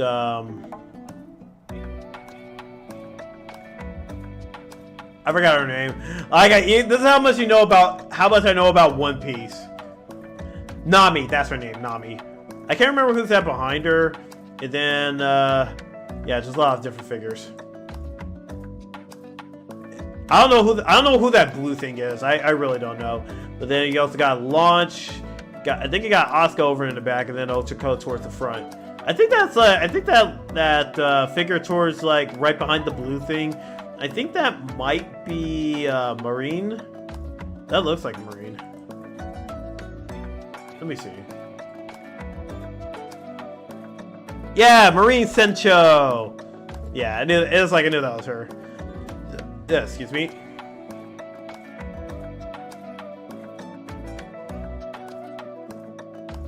I was like, wait, where does Sume go? Okay, there she is.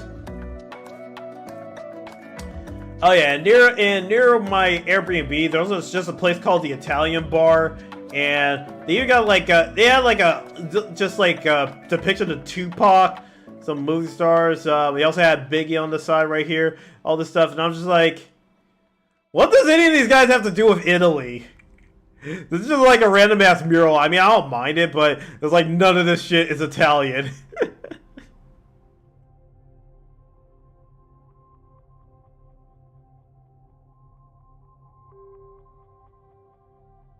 Oh yeah, and then I was like showing my friend the vacuum because he wanted to use the vacuum to vacuum seal up some stuff.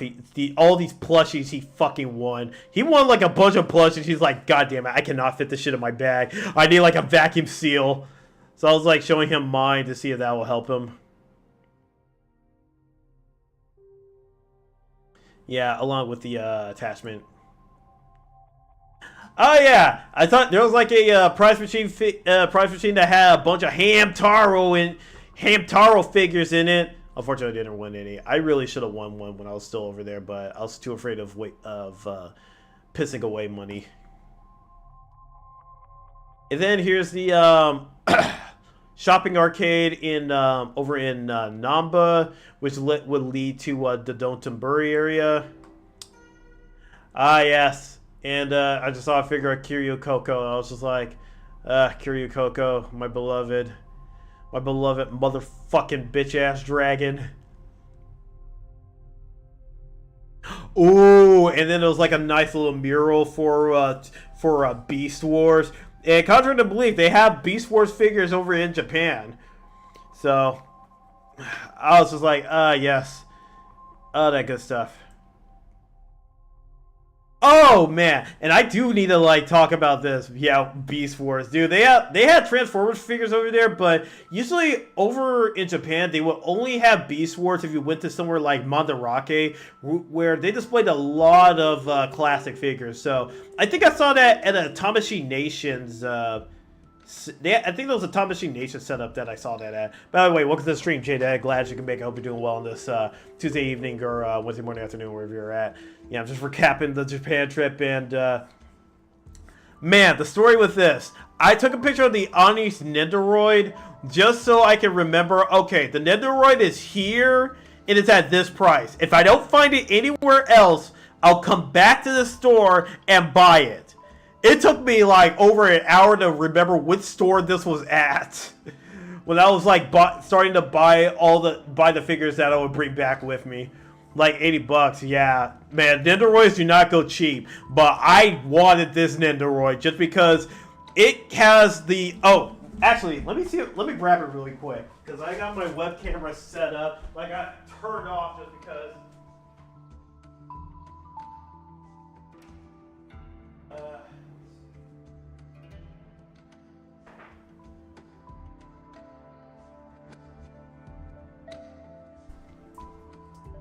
Yeah. All right, let me. I'll bring back on my web camera. Let's see. Huh? Wait, where is it? Oh, wait, wrong one. Okay, there it is.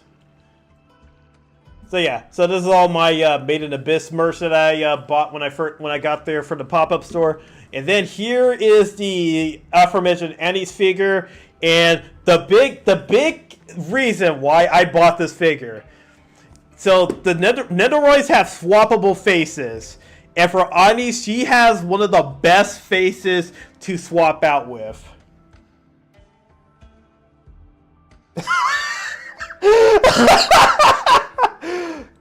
I am so happy that Good Smile included this face for Ani's. I love that face. That face is so fucking good. As soon as I knew that face was there, I was like, okay, I need this figure. That face is way too fucking good. It's like that. God, the faces that they make in Nikki are also so good, but that one in particular is just this is golden. And funny enough, the wrapping Nendoroid that was next to her actually cost more. It actually costed 10,000 more yen than that one.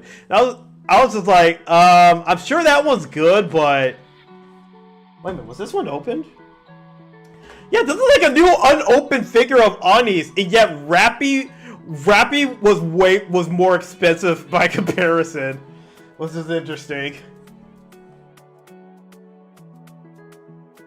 Alright, I'll move this out of the way. Keep that right there. Alright. Oh yeah, and like I also got this figure right here. Speaking of, I'm gonna take that figure out of the box. Alright, I'm gonna go grab the figure now.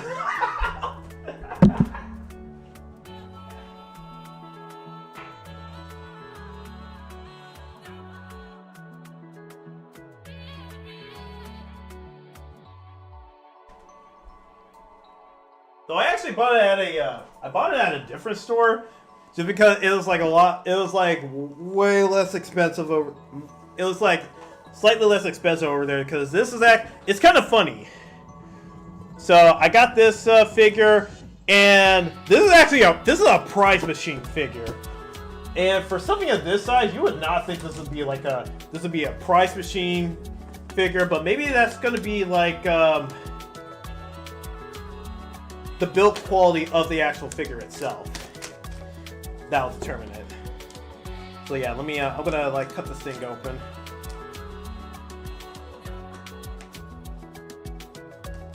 Whoa! Ooh. Just like cutting it open with my box cutter. Just trying to make sure I don't injure myself in the process.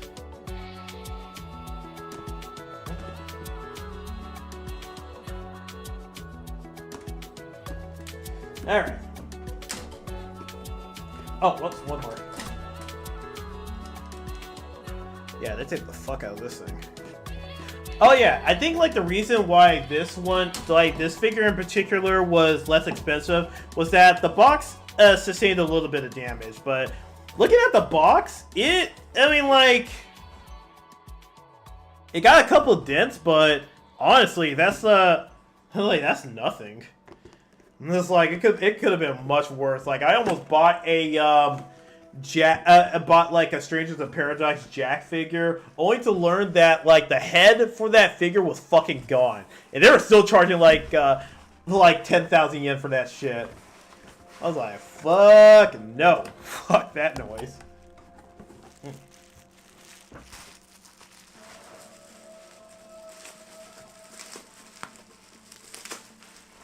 Let's see.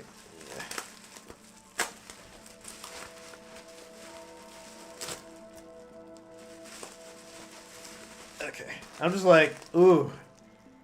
Oh god, that figure smell. That figure smell. The smell of it's like the smell of new figure. It's just as good as the new car smell. Ooh, I don't think this thing's been opened. I think someone just like literally won this at a prize machine and then just resold it. Cause that do be happening. Okay. Now taking a look at it. Huh. I'll be honest. I mean, like, I can see why it feels, it's like, colors-wise, it's a little bit cheap. But I'm gonna be honest. Like, for a prize machine figure, it's not too bad. I mean, it's not as premium as other premium figures, but for what it is, it ain't too bad. Here. Yeah, this is what she looks like right here. Yeah, and it's like this thing even has like actual fabric on there. We'll wait for the camera to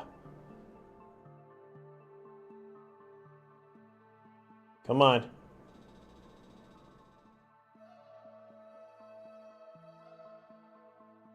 But yeah, it's like the fishnets on here. It's like it's actual fishnet. Yeah, they put actual like fishnet on the figure itself. That's really good. And like, how much did I pay for this?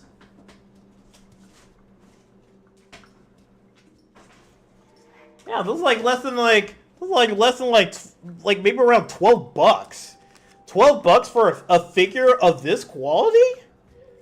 Shit. It's like, I am fucking down. I fuck with that. That's really good. But yeah, I can see where the colors are dull, but like for a prize machine figure, that's really fucking good.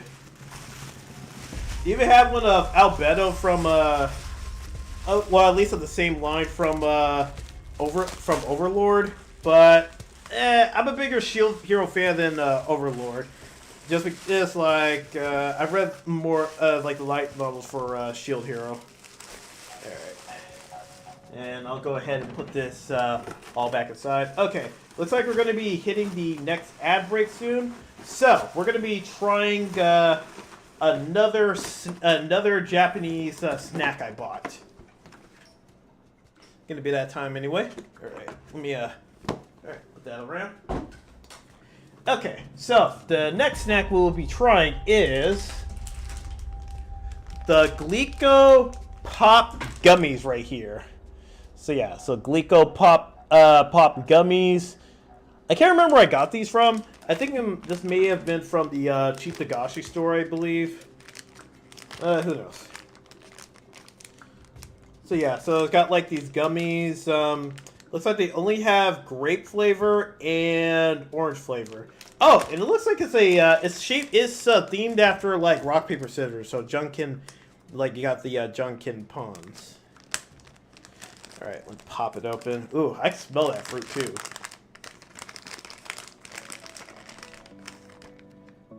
Okay, I think I got one of each flavor. So these are what it looks like. I don't know if you'll be able to see if it autofocuses on that.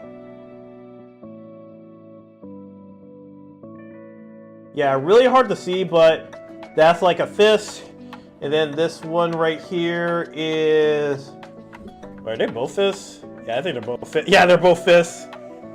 Okay, so yeah, this is the Glico gummy chews. Soft gummies going in. Okay, that's grape flavor.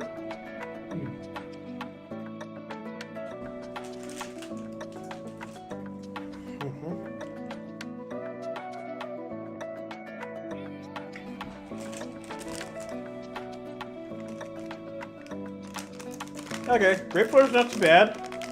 Let me also. I'm gonna grab the. Okay, and here's the orange flavor, which is shaped with scissors.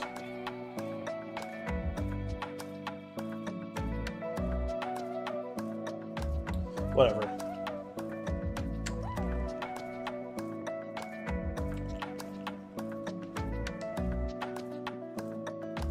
Okay, yeah, not too bad, not too bad. Honestly, I can see it's like the flavors are really come out really good.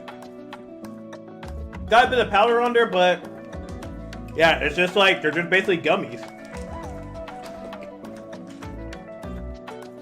Taste and texture wise, I'd probably get it about like in 8.5. Not perfect, but hey, you can do worse. Alright, so we'll be hitting the ad break right now, and we'll be right back with some more of the recap.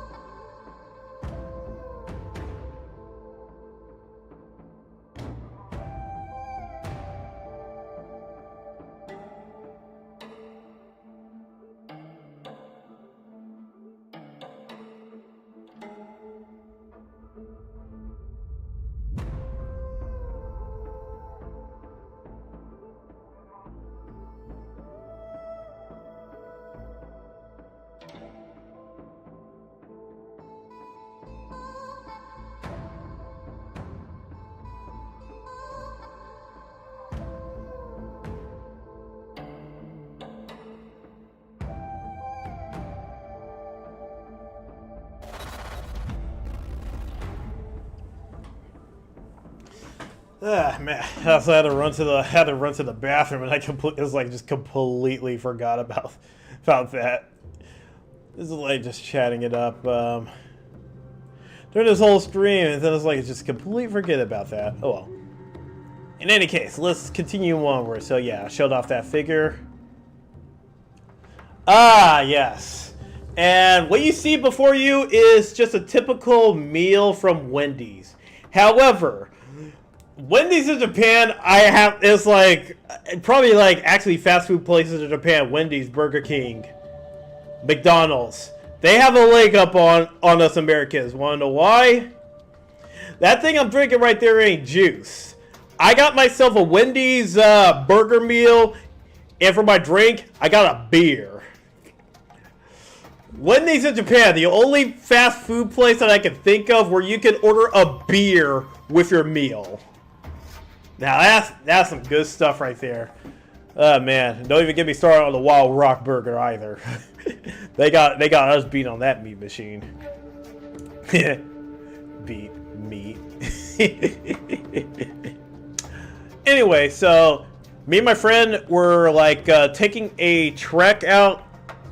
I think we got to I think this was when we first landed in Tokyo, I believe. We took like a train out to this one area to visit a statue. So I'll continue onward. And we're kind of like in the middle of bumfuck nowhere. Still technically Tokyo though. And yeah, look at all that farmland and stuff out there. Like, look at all that shit. Now, what were we here to see? Oh yeah, there was like also a garden. So this wasn't the thing we were looking at. So this is like there was like a garden, and it had like names on there. I guess it was like by the person, either the name of the garden or the name of who it was by. And this one says Onpanman. We had to do a double take. Right? Wait, Onpanman. And then zooming out, then you can see the Onpanman face with that garden. I was like, I see. Very, very clever.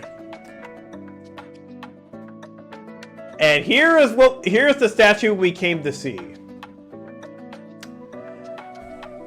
I feel like you guys should already know which statue we came out to see. Just based on like that dog statue right there. And for those who don't know, we'll get you like a little bit of a close. What? Okay, there it is right there. We went to go see the Doge statue, Kabosu the Doge. And I took a picture with my Sculpede in his hands. Truly, oh shit. Wait, did I Oh fuck it. There might be a picture in here I need to take out.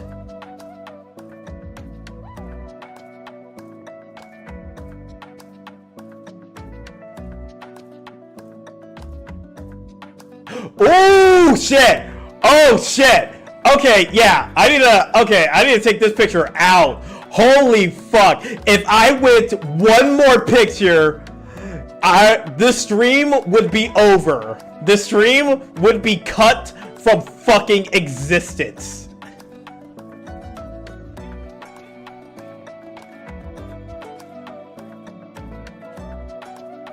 Okay. Before I continue onward, I need to double check.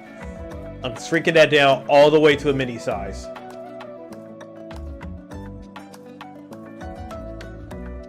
Okay.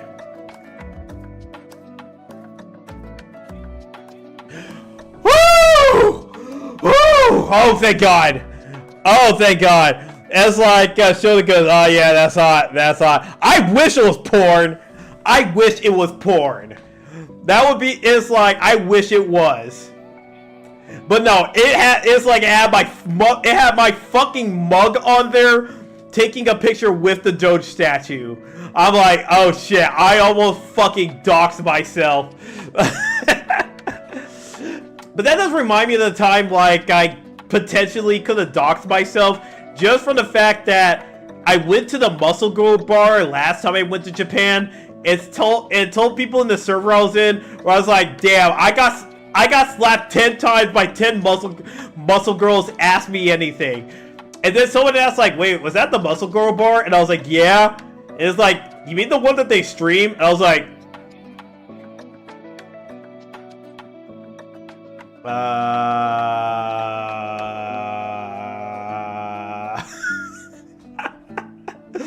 So I was just like, oh shit. It's like, I guess that's one way to get doxxed, by getting slapped 10 times by muscle girls. My friend went to get slapped too, soy boy. Dude, here's the thing. I did not want to get slapped by any muscle girls in that bar. My fucking friend paid to get me slapped by 10 muscle girls in a row. And goddamn. Oh my god. Holy. And I have to say that it's like those fucking slaps hurt. Especially since some of those slaps weren't even slaps. You would think like it'd be slaps and those things fucking hurt. No, some of those slaps were fucking palm strikes. They were palm strikes in my face. As soon as I got hit by a palm strike, I was just like, I put up my finger, I was just like, wait. Please, just wait a minute. That is like, I fucking felt that one. Like, I felt like I almost saw heaven with that one. Not in a good way, mind you. I was just like, I feel like the next lap is going to take me the fuck out. So I was like, please give me a couple seconds before I pass the fuck out.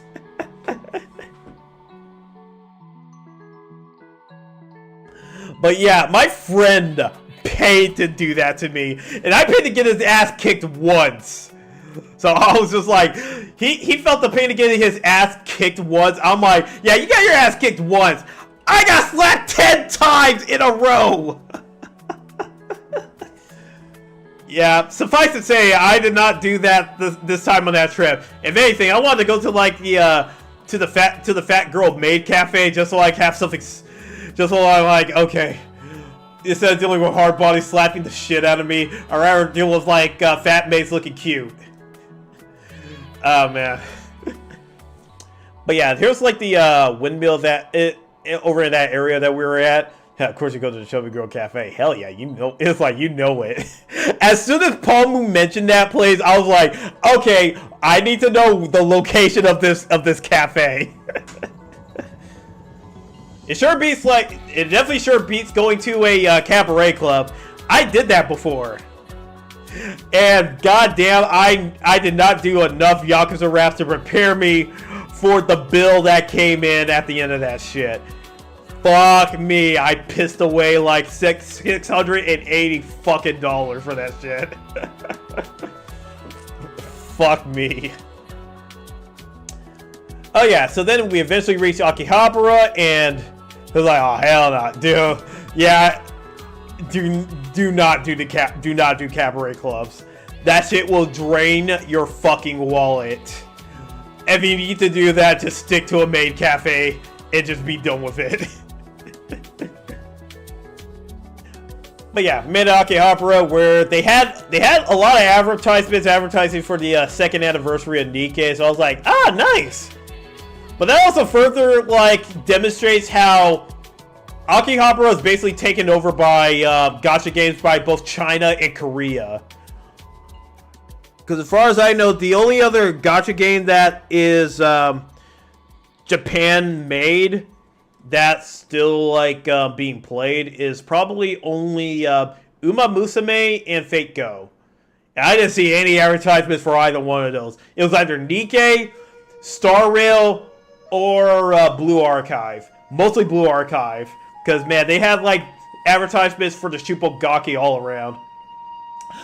Oh, yeah! Man, I keep forgetting Grand Blue Fantasy is also still going. But, man, it's actually interesting it's still going, considering, like, that's a really old gacha game. It's still, like, web browser-based, too. Yeah, and then they had like the big advertisements on the Gigo arcade right there. So I was like, yeah, gacha games sure are taking over.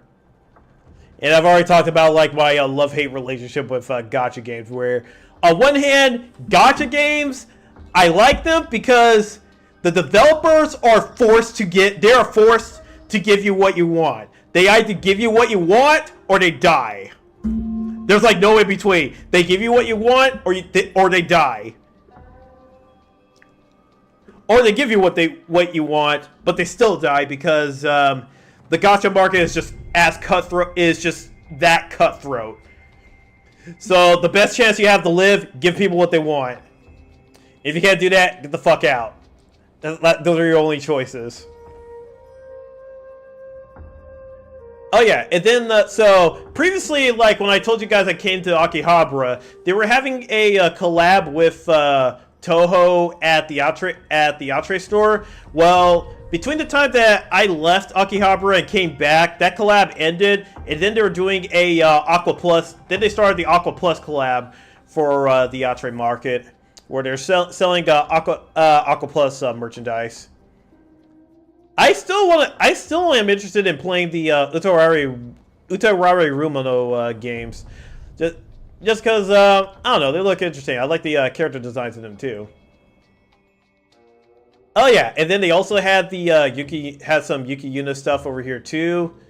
I wish I didn't have enough time to like really look into it because I'm probably on a tight schedule because we're like exploring Akihabara as much as possible.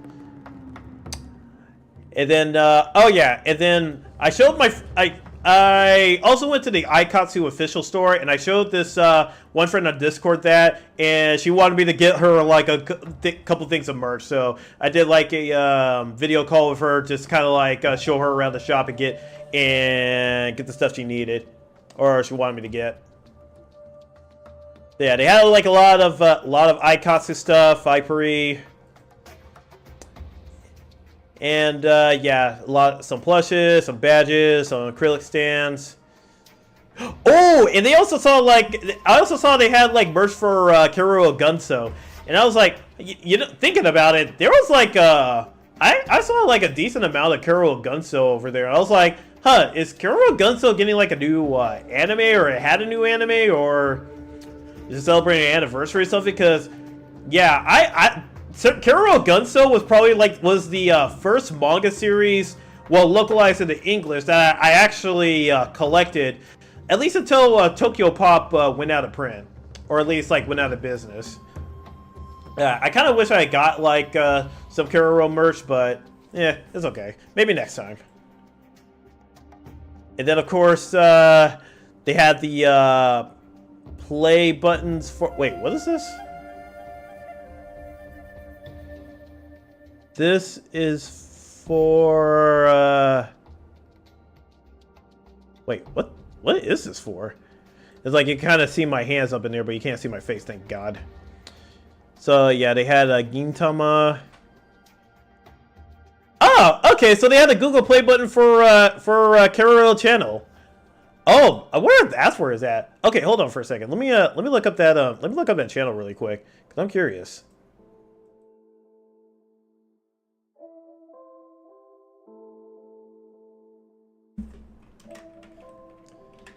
See, Keruo.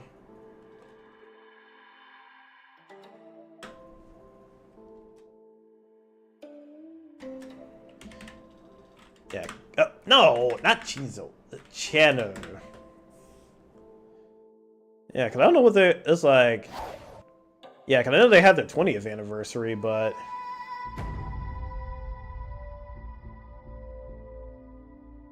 Yeah, they had like their 20th anniversary last year. Let me take a look at this.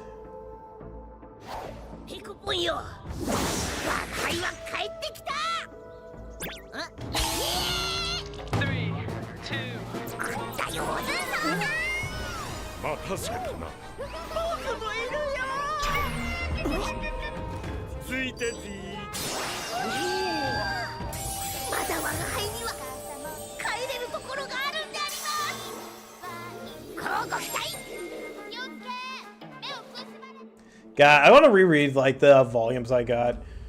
Well, I thought that's the Niji Sachi play, but no, they would never like all those play buttons. They've been melted and molded into Riku's yacht. Like those play buttons do no longer exist. They're on Riku's yacht. By the way, welcome to the stream, Experimenter. Welcome. Glad you can make it. Hope you're doing well on this Tuesday evening or Wednesday morning, afternoon, wherever you're at. We're just I'm just recapping my Japan trip, at least as much as possible, because I'm on picture 118 out of 369. I have no idea if I'm going to be able to finish this shit, but we'll see. We'll see how far we get. Feels like it's already been 2 hours into the stream. But yeah, they had like a figure of Wild Tiger. They even had like full-size statues of Wild Tiger and the Barnaby figures over in that store too. And then like the other half of the store was just all Love Live stuff. And one of my friends, G, wanted me to get like a bunch of some stuff from Accors, mainly stuff for Chica and I forgot this other character. Oh yeah, and Ruby. I saw some stuff for Chica, but mainly Chica.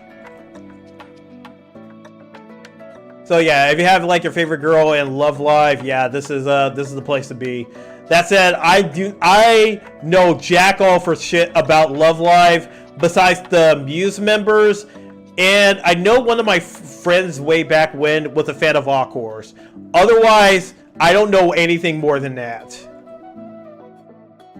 And then, like, here's a couple things from the Aqua Plus collab, merch collab. Mainly acrylic stands and some posters. And some buttons from Romano. Or Underwater Ray Romano. like I like to call them. Oh, yeah, and then they had, like, a big, let's see, Tokimeki Memorial for, are these the awkward? Are these the Accors members? I don't fucking know. I do not know shit about Love Live, so I would not be able to tell you anything. Oh, I got a zoomed in picture. Cool. Okay, so yeah, that is the Accors members. All right. Cause I know they're going to be like, I think their unit is graduating soon. Yeah, they're going to be having their final live concert. It's kind of interesting how like it starts out as like a idol anime, but also a live idol group. It's like a nice hybrid of the two. Oh yeah, and outside of Akihabara, they had like an event for this this gacha game. I'm assuming called Nyan Nyan Shinobi, and even had like a cosplayer out there. So yeah, this is like how the whole setup, the booth stuff was set up. Yeah. And, like, yeah, just showing off some of the waifus you can collect in that game. And they even had, like, someone that was cosplaying as, I'm assuming it's, like, the main girl. And it was windy as fuck over there. And I was able to get, like, a nice video shot of the wind blowing, which was actually oddly fitting, all things considered.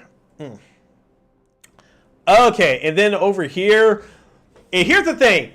I learned about this super last minute that Yaro Ramen was having a collab with Nikkei. My friend was giving me shit about not knowing it ahead of time, but I was like, I even went on the Nikkei Japan Twitter page.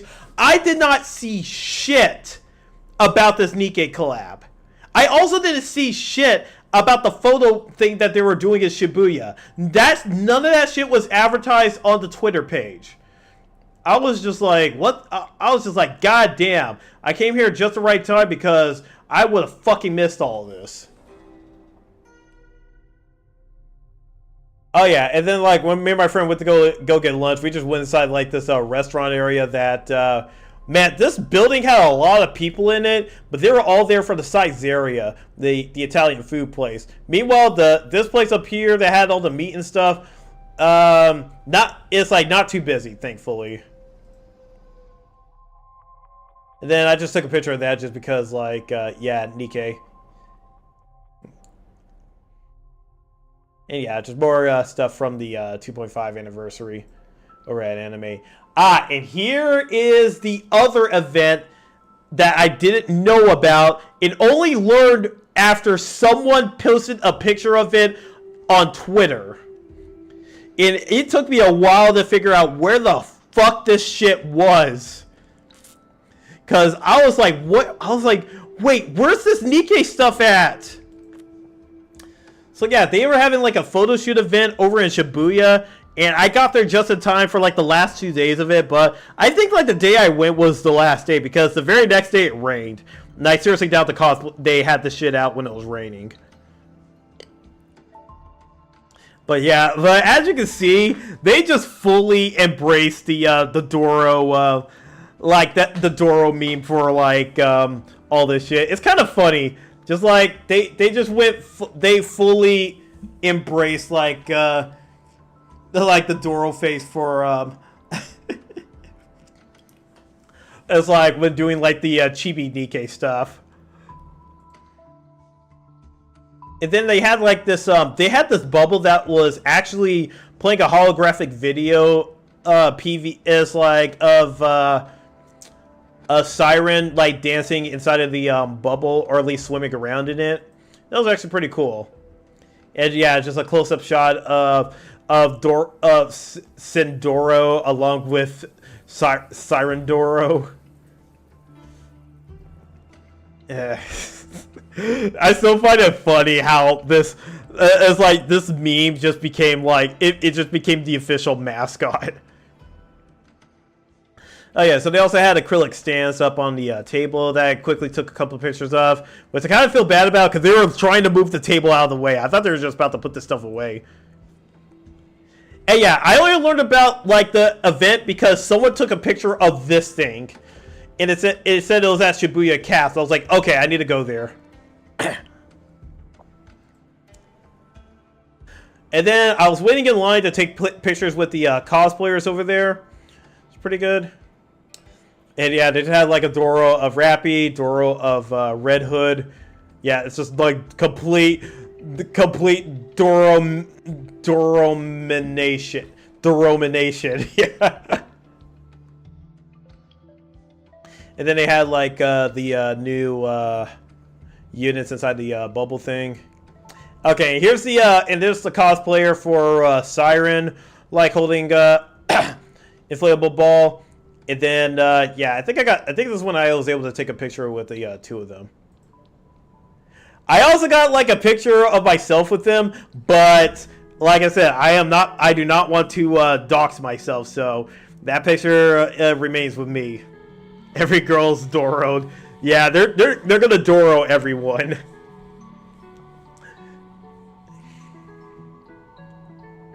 I don't know what this, I took a picture of this, but I don't even know why I took a picture of that. It was just like of a billboard.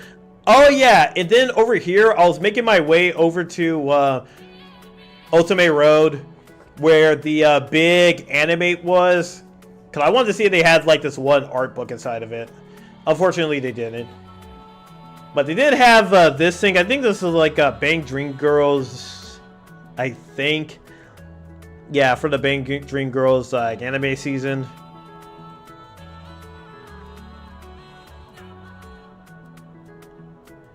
Yeah, Bang Dream Girls, and had like a lot of merch for it. Okay, so the very next day it was raining, and then we went to Yaro Ramen because the previous day it was too busy. It was too fucking busy. But yeah, like the very next day when it was raining, it wasn't as busy, but still had a lot of people show up. Also, I had no idea. Actually, it's probably gonna come up in a minute. In the next picture shot. I had no idea Snow White was hiding those under all that armor she wears. That armor and cloak she wears, she's been hiding those assets under all of that.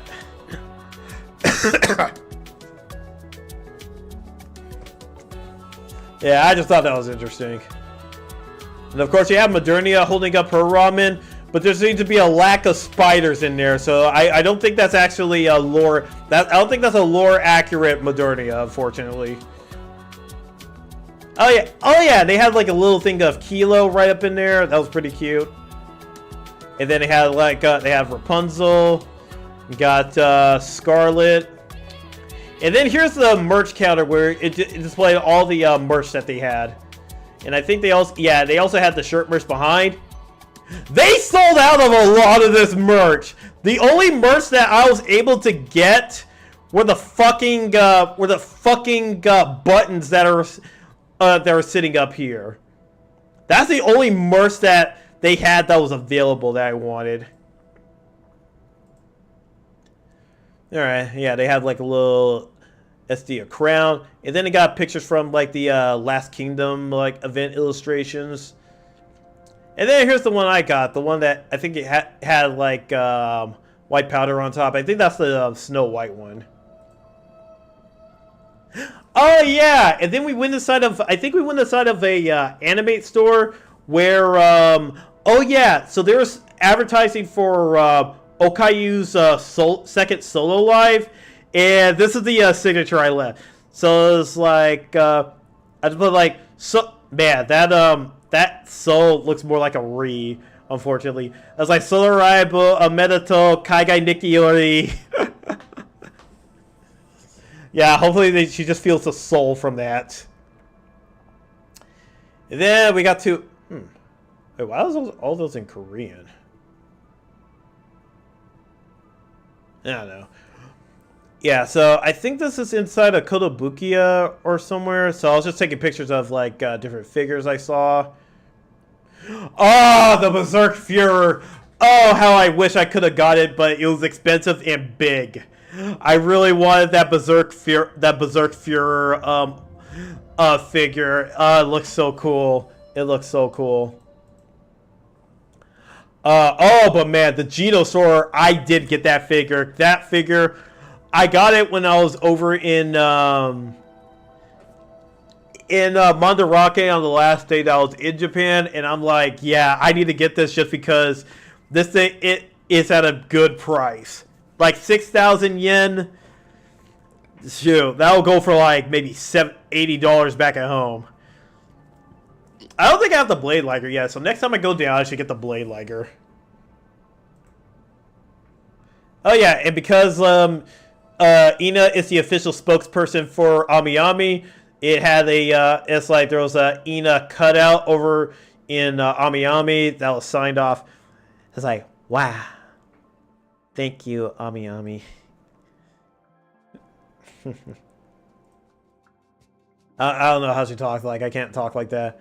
Oh yeah, and then there's like the Bomber Girl figure where I'm like, whoo, man, look at that massive asset set right there. It kind of makes me want to play the game, but it's an arcade game of Bomberman, and I've never touched Bomberman at all.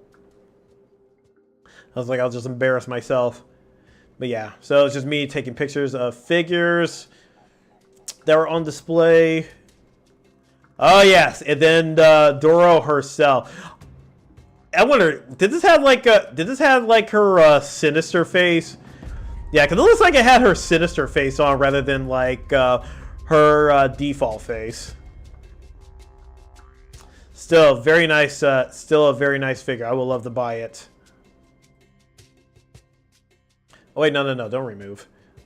Just reset. Oh wait, I need to bring back Sume. She's been missing this whole time. Oh yeah, and of course the Doro. I didn't think that they were advertising these Doros on April Fool's Day. I was like, there's no way this is gonna be real. And by God, they're actually selling Doros. Like, complete Doromination. So yeah, and then these are just like some other figures I was taking a picture of that were at Radio Kaiken. So devs officially took it seriously. Yeah, they probably had to go through a lot of loopholes because that was used for a completely different game, but that game is straight up dead. And people really like the Doro, so they're like, okay, can we get the rights to this? Because it seems like our fan base is fucking down with it. And yep, I guess they were able to work out all the legal mumbo jumbo, and yeah, so Doro is now like the unofficial Nikkei mascot for promotions. Ah yes, and then there's the best outfit for Modernia, the shirt. I would love that figure. God, look at that. And she's holding like the Commander plush so clear, so close. So good. It's so good. You know, being in stores like this, I just think to myself, damn, I love being. It's like, damn, I love being an otaku. Like, damn, I love being an otaku. You just look at all these figures, like all these figures from like different eras of anime. Not even just anime, but also video games. Oh, her name was Ryuuta. Now I remember. So yeah, Atelier Ryuuta, and probably some other Atelier figures. All these figures with very nice assets. Very nice assets. Very nice assets. I think this one's actually from, I'm pretty sure this one's from Azure Lane, if I recall correctly. Monster Hunter Rise will win, probably not nearly soon enough. I don't know, I feel like this one's an original Anubis. I almost thought it was like based on like a VR chat avatar, but yeah, I don't think that's the case. And it's not only restricted to, it's not restricted to just like Japanese properties. They even have Western ones here too. So they have Has-Been Hotel and Hell of a Boss in the displays as well. Hell, last time I was in Japan, they even had gachapon machines that had Amoguses in it. God, fucking Amogus. Yeah, so they had like Gojira in the back and some of the Monster Hunter figures. I mean, not Monster Hunter, but Dark Souls figures right there. Of I forget his name, but you know the guy in the default armor, Zigmeyer and Artorias of the Abyss right behind me.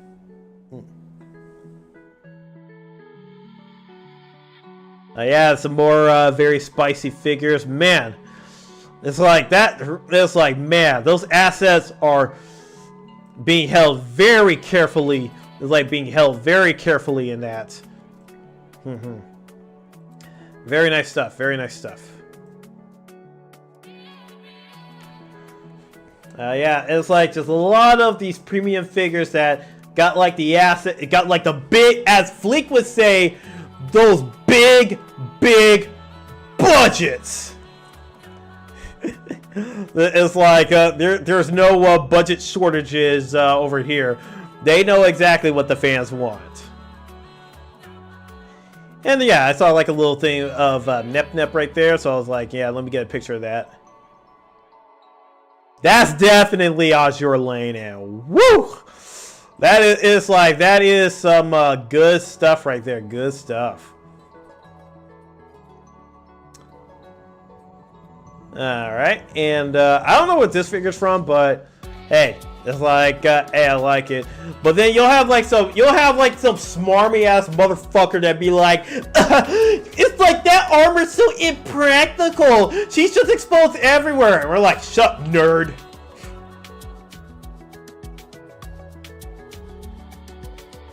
And of course, another thing to Ryuuta with like the main appeal on display right there, as you can see. Yeah, very, very nice. It's unfortunate that they couldn't like capitalize on it's like on that in the very next entry, because I have no idea what fan service wise what that even looks like.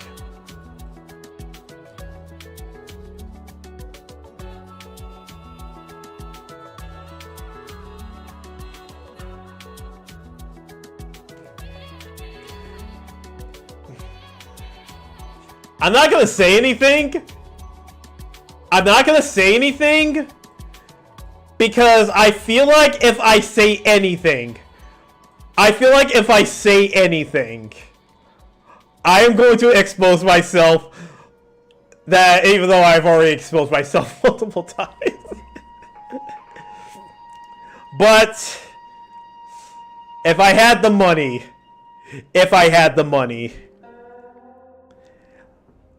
next time, baby. Next time.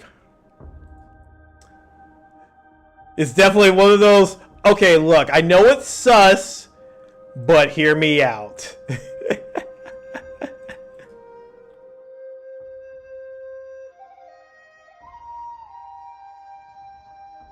Oh yeah, and then we had like a lot of the taco merch on display. Since we're still in the Ami Ami store. Yeah, it had like it had like the manga panel stuff. Then like, yeah, it looks like it's a lot of her birthday merch stuff. Aside from the Deca, where's the Kusodeka Takodachi though? It's like, I need that shit. Or maybe that's the one thing that sold the fuck out.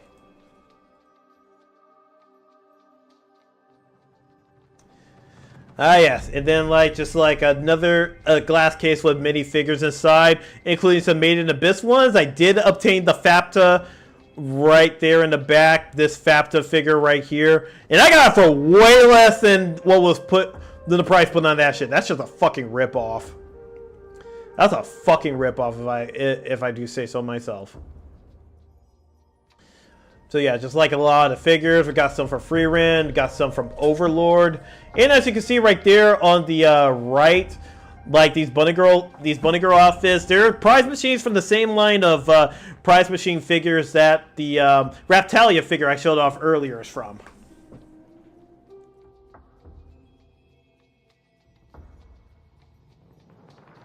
Yes, and then like the Nikkei figures, we got like Viper over there. Got Viper over here on the left. We got Nero on the right, and then Alice there in the back. I don't know who this is on the front. She's just kind of there. But yeah, no, I do like that Viper one. Even it's like it's kind of funny. I didn't really like Viper story wise until after I beat like chapter 20. I think it was like probably like 23 or so, or maybe it was 22. And then it's just like no, I like Viper now. She's not as, it's like she's a good character, she's a good girl, or at least now she's a good girl. She's less of a bitch. Meanwhile, Crow's a fucking cunt. And then we got some more Nikkei stuff. These little like mini figures down here, along with like those figures up top. Right, I've always wondered, are figurines and Nintendo's whatnot squishy? No, they're not. They're actually very hard. The only squishy figures are the plushies. Yeah, those figures are definitely hard. Okay, if I were to purchase any figure, I want to purchase this one. Oh god, I hope she's still there. I probably could purchase her.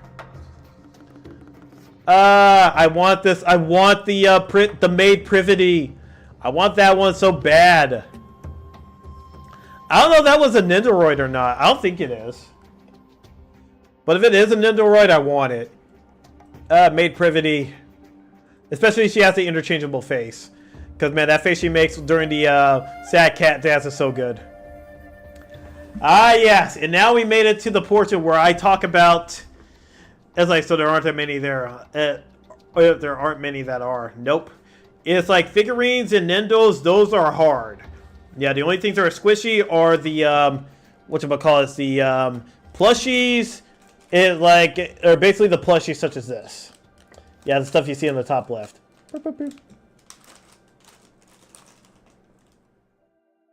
Touching Fap. It's like, touching Fapta, it feels so nice. Like, her material is so good. Even when she's a price machine plush. Oh, whoops. Wrong one. Okay, so yeah. So over here, you see Kakyoin over here, along with Hierophant Green, which is like a plate of edamame. But yeah, we went, of course, we had to go to the JoJo bar because, yeah, whenever we go to Japan, we gotta hit up the JoJo bar. It's literally a requirement. Like, we hit that up every time we go there. And we got ourselves a couple different drinks. I don't know if I took pictures of all the drinks. Oh, wow. That's the only thing I took a picture of. Holy shit. But yeah, we got a bunch of different drinks. And we actually chatted it up with some it's like this... this area... It's like this JoJo bar definitely brings in the touristy crowd. Or at least like the...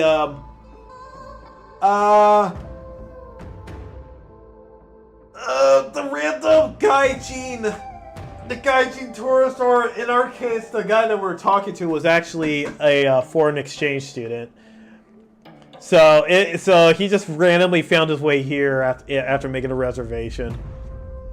So yeah, that was really fun. But that was actually kind of funny how my friend was fucking out of it after the drinks that he drank. Meanwhile, I was just kind of like chilling. I'm like, dude, I'm good. And just continually to sip on like the strongest fucking drinks imaginable. Ah, man. Okay, and then I guess like so after the JoJo bar, we took a train all the way out to Narita so we could be close to the Narita airport for our flight the next morning, since it was pretty early in the morning. So then we flew back, and then I think I took the rest. I don't know if I can't remember if I took the rest of that day off, or if I decided to go to, or I think I decided to go to Nara after like bringing my stuff back to the hotel. Well, not the hotel, but the Airbnb. So yeah, so it's like driving through Nara, where there's basically, it's like you don't even have to go to the deer park to find a deer, they're just there. Yep, and there we go, Nara. And as soon as I went there, I was just like, okay, when do I do the Shikanoko Tan dance to gain their trust? Because these deers will fuck with you. These deer will fuck with you. In fact, I actually have a video of a deer fucking with me. Because I bought the goddamn deer biscuits. I bought the goddamn deer biscuits. So let me pull that off.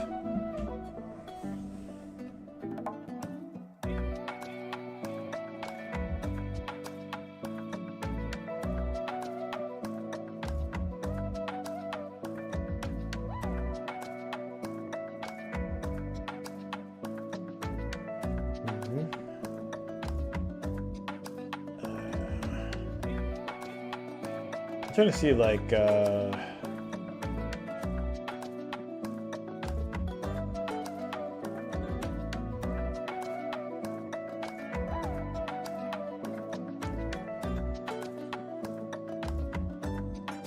okay, it's probably as an MP4. Just the original, no anime reference. Wait, what do you mean no anime reference?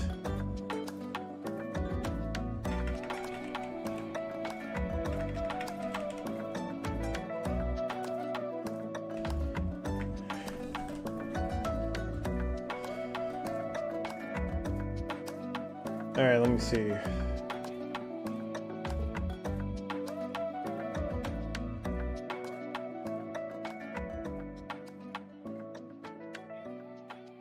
Where the fuck is it?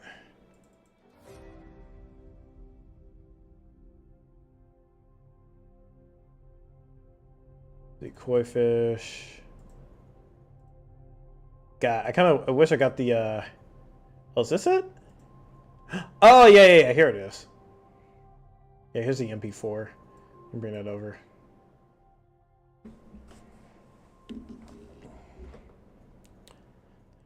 Okay, I'll show this, and I'll show this one at the end. Maybe right before we hit the next ad break. So yeah, so the deers, they basically run this shit. And yeah, it's like they're just everywhere. It's like when I was walking up to the temple, it just smelled like a zoo. It smelled like a fucking zoo. And yeah, you can just see like yeah, it's not the people that run Nara, it's the deer. The deer they run this bitch. And if you don't pay the deer toll, they fuck with you.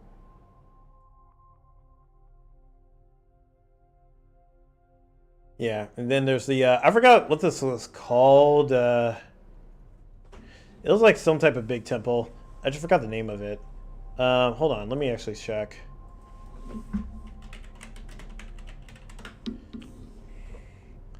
Oh, it's called the TAH-DIE-MA Temple. So yeah, we went to the TAH-DIE-MA Temple, or at least I did. This was a solo trip I did, and yeah, this statue right here went so hard, and it was just like at the temple gate. And yeah, so now just approaching the other gate leading up to the TAH-DIE-MA temple. And then there was just a deer that was just kind of like scratching its like eye with that pole right there. Yeah, I tried my best. I tried not to touch any of these deer because I'm like I don't know if any of them got like fleas or anything, and they might bite you, and you'll see why. God, if like looking at this picture now, it feels like this deer's kind of giving me the death stare. It's like what the fuck are you looking at? Like the fuck are you looking at, Gaijin? Beat it. And then here's the lakeside over here. Like nice stuff. And then had a little bit of that. Ah, here we go. Yeah, this shit is funny. This shit was just funny to read. So yeah, they have a big warning sign that says, "Do not touch fawns. The deer of Nora Park are wild animals. They can occasionally attack people, so be careful." So yeah, in what ways do these deer attack you? They can. It's like they can bite you. I also saw that. I will get to that in a minute. They can kick you. I didn't see that happen, thankfully. They can headbutt you. I saw that happen. And it's like, and they can knock your ass down. I definitely saw that happen.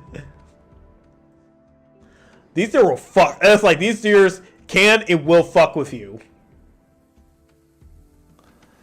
And then here's a nice wide shot of the TAH-DIE-MA temple right here. So yeah, so you can see how like absolutely massive it is.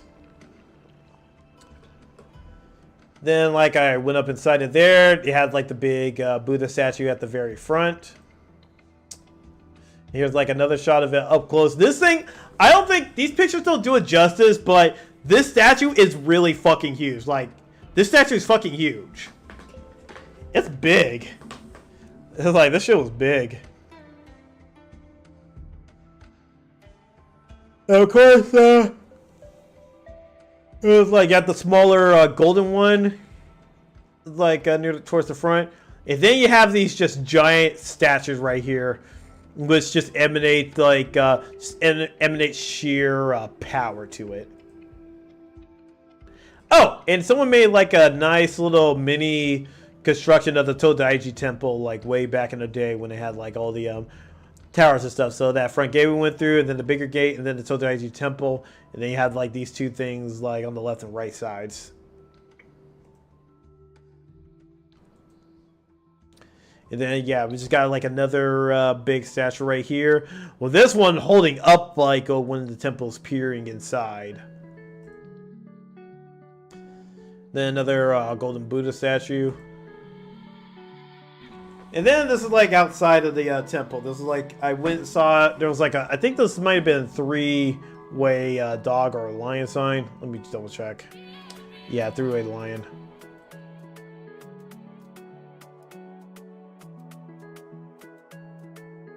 But the next thing is this golden statue right here. Yeah, I'm just kind of like speeding things up because there's like not a whole lot to talk about. Yeah, it's a random deer I saw while walking up to this next area. And then there's like another temple area I went to. Like, hey, Arata, welcome to the stream. Welcome. Glad you can make it. I hope you're doing well on this Tuesday evening or Wednesday morning afternoon, wherever you're at. Man, he came just sort of in time. I'm just recapping a good amount of my Japan trip, and this area over here is actually Nara, like the temple grounds. But yeah, it's like this area is pretty. This area is actually pretty cool. Yeah, so just like a little shrine right there, and then like I walked up these steps and then just got like a nice picture of it. Like that me in the pic? Yeah, that's me in the pic. No, it ain't. I stripped out all pics of myself. You didn't know the Japanese woman? I'm not. It's like I'm not a Japanese woman, but this long hair. I mean, this long hair would make you. It might confuse you. Oh my god.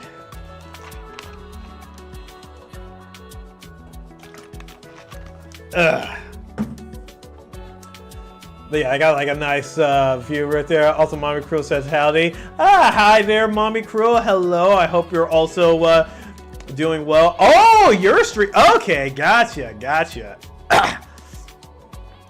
Yeah, I was like, oh, you guys like talking shit behind my back in the Discord. It was like in our Discord server.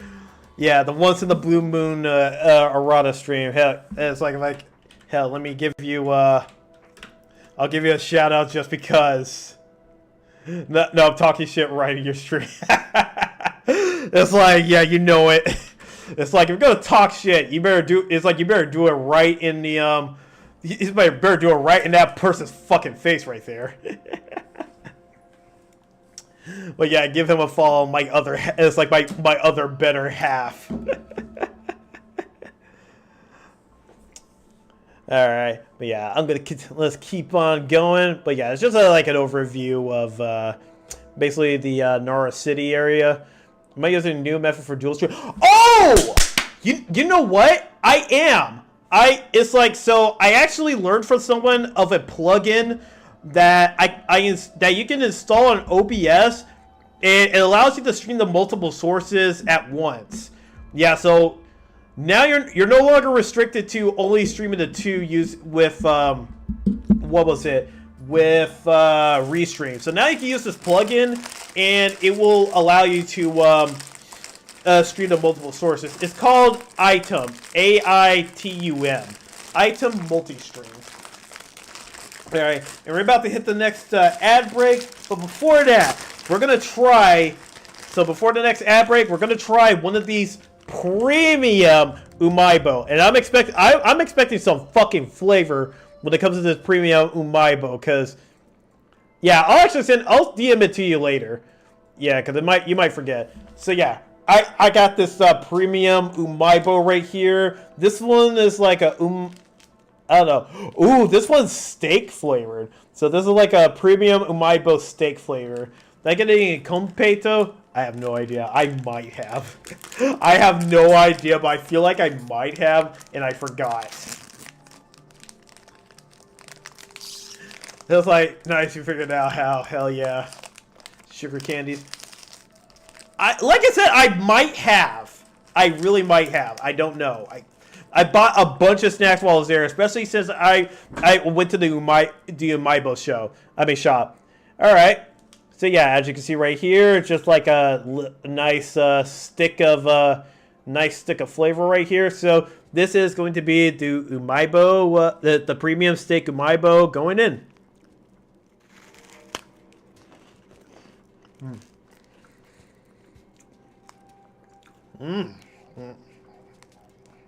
Whoa! Whoa! Wait, is this also wasabi?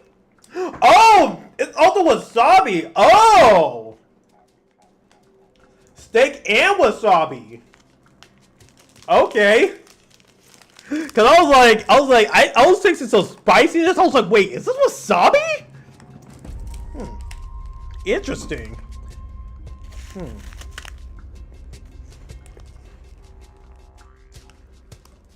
Ooh. Ooh. Oh god,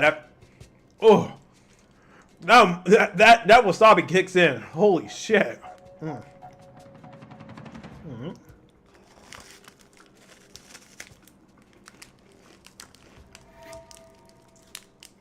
Oh god. Oh man, that's a strong kick. I'm almost done with it.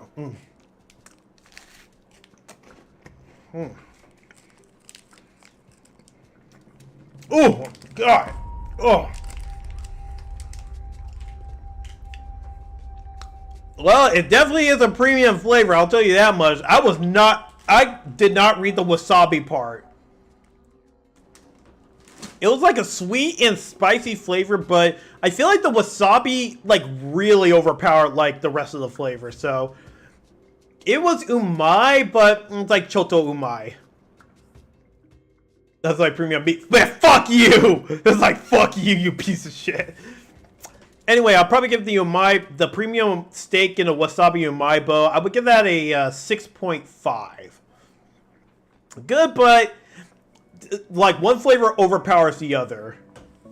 Anyways, I'll be right back. It's like we'll be right back. Commercial break's gonna be happening, and we'll continue on with the recap. Hell yeah, 6.5. Take it or leave it, bitch.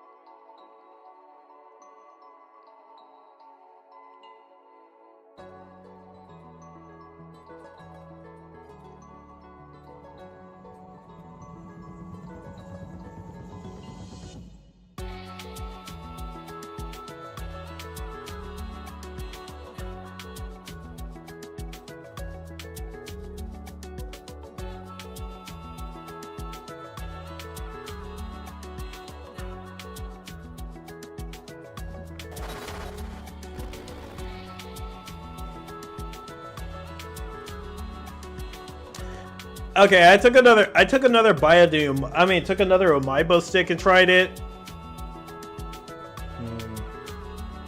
I still feel like I would give it like a 6.5. Yeah, I think 6.5 is probably good.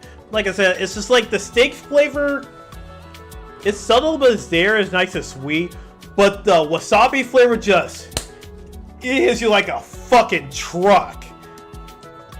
It just hits you like a fucking truck. So it's not the best flavor balance. Alright. Alright, so yeah. Going back it's like going back to the picture. So let's see what's next. I'll show you the music. I mean, I don't have like the sound stuff enabled at the moment. All right, so this is just like another shot of like the temple is like the castle grounds, essentially. Or maybe the temple grounds. It's like a rice field. And then we got like 2 different like deer right there. And I was near like a koi pond, so just took a picture of the koi that were swimming by. Oh, this is like the inside of a shop. One area that I couldn't go to, but you can actually take a picture of it, where it had like swords and a bunch of deer plushes. I kind of low-key wanted one of those deer plushes. Okay, so before I get to the Nintendo Museum, let me actually show you guys. The video I took. The video I took of me attempting to feed one of these. Attempted to feed one of these bastards. Let me find that video. Okay, here we go. All right, here's me attempting to feed one of these bastards. As you can see here, wait, hold on. I can't hear shit. I can't hear a fucking thing. Also, you guys. Also, I need to transform this. Rotated like counterclockwise. Okay, there we go. Because I was filming this in portrait mode because I'm a fucking retard. But yeah, let me grab. Wait, where is it? Beta. Sorry, here we go. Monitor and output. All right, and let's see.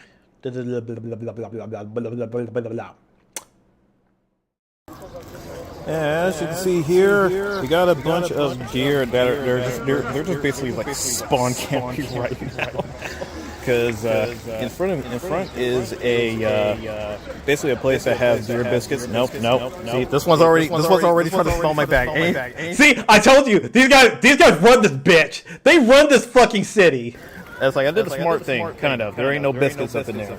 There are trees, but no biscuits. It's like I even saw one of them try to take someone's paper out. It's like they basically do their own version of a cavity search on you. Yeah, because okay, so this one lady that was like walking, that was near a shop, she had like she had I'm guessing a map that was sticking out of her pocket. The deer saw that, walked up to her pocket, dug its nose into like that thing, and grabbed that paper right out. And that lady had to headlock that fucking deer to wrestle the paper out of that bastard's fucking mouth. Like, yeah, these deers will fuck with you. I even saw like one deer take a bite at this lady's ass. She didn't have anything. That deer decided, I'm gonna bite this lady's ass. It just bit it. Yeah, these are get fucking aggressive. They get fucking aggressive. But it's like once you get the Simbins, then that is like you're basically marked. You're basically marked at that point. Yeah, it's like you have a lesser chance of these deer fucking with you if you don't get the Senbin biscuits. The millisecond you get those Senbin biscuits, you're marked. And those deers will see it, they will smell it, they will fuck with you. So I'm gonna feed them. That's it. I can only do this one-handed, and my camera's gonna stick a lot. So we will see what happens. We will see. Okay, so they're distracted over there. Okay, this guy is like I can already see. Yeah,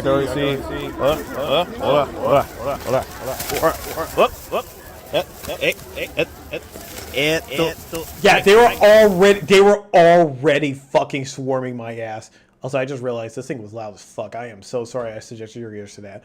These things were already swarming my ass. And I think one of them, like, nibbled at my ass, nibbled at my leg for a second. Hey. What do that? Yep. So there's like 3 deer. Like, there you go. There you are. I was trying to also shoot it. Yeah, it just grabbed the entire thing. That's it. That's everything. I gave up. It's like I gave up there. It's like they took the whole batch. Night.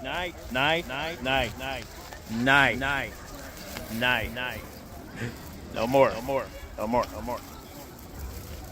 Night. Yeah, they swarm you fast. They swarm you. Yeah, that deer. It's like, oh yeah, that deer at the end. I don't know if you saw that one at the end.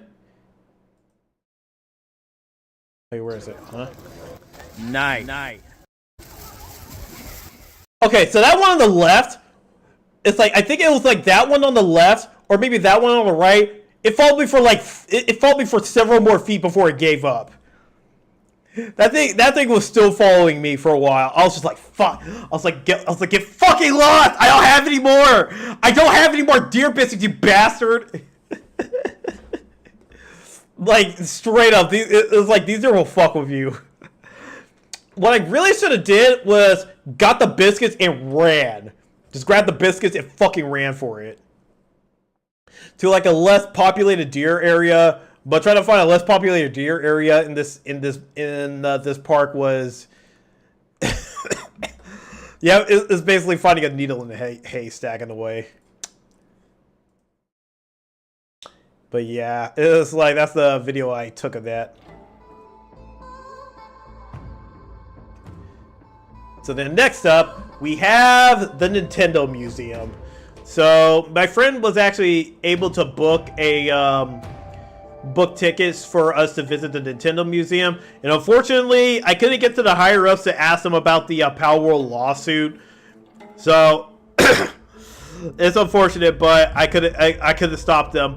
I could have stopped these assholes from fucking with Pocket Pair. But yeah, so we went to the Nintendo Museum, which was alright. And then we got like this little signature from Miyamoto. I'm gonna be honest, the Nintendo Museum, it doesn't really do anything for me. Cause I didn't grow up with Nintendo, and there's very few Nintendo properties I actually really care about. Like I don't like Mario games. I like Zelda. I like Metroid. That's really it. Zelda, Metroid. Never played Kirby. Never played all these other Nintendo properties, so... yeah, it's like... I feel like this will do more for people who are fans of Nintendo than it would for me who grew up with Sega and then Sony. But still, it had like a lot of history stuff on the walls and everything, which was pretty nice to look at. And they actually also had the Switch 2 like on display. You couldn't play it, you could take a picture of it. And yeah, it's definitely bigger than the Switch 1.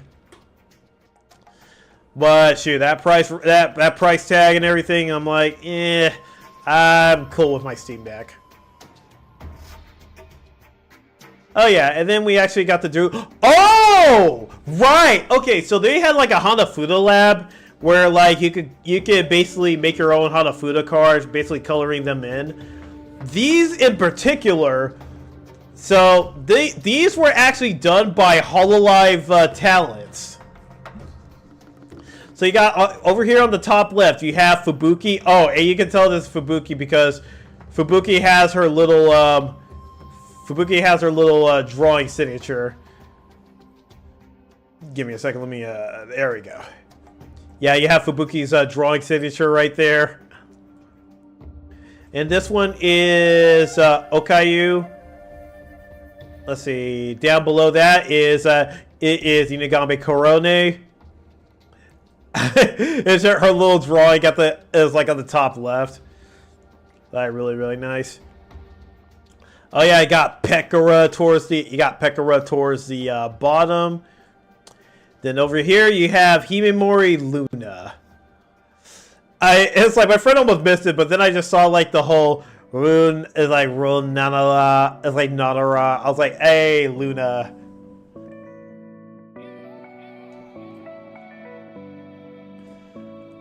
But yeah, I thought that was pretty cool. Yeah, and then we got some food from the cafeteria over there. And I got a cheeseburger that had black buns on it. And it's like nothing more to say about that other than I got a cheeseburger with black buns. Though they basically had ways you could customize your buns. They even had like buns that were red. So yeah, it was like a fun little burger lab over there. And then they have this vending machine that's modeled after Kirby, which like the vending part is actually his mouth, which was pretty clever. Oh, okay, so I learned while I was trying to find the Twitch for, the Twitter page for the JoJo bar in Tokyo. I learned there was another JoJo bar in Osaka. So me and my friend were able to like reserve a reserve a seat for the Osaka JoJo bar, and yeah, their drinks are. This one was a bar in the purest sense imaginable, where it's like it's just mainly cocktails, no beer snacks or anything, as far as I can tell. But unlike the JoJo bar in Tokyo, there was no like stand drink menu. You basically just said the name of the stand, and she will make a cocktail based on it. And this one was the crazy diamond one, where it had a cup that was like leaning, and I was like, damn! Now that's some presentation right there. That was a good drink. But man, that presentation was just something else. And I can't remember what this one was called. I think this one might have been this might have been a Killer Queen or Yoshikage Kira, or maybe it was Funny Valentine. I can't remember which one this was.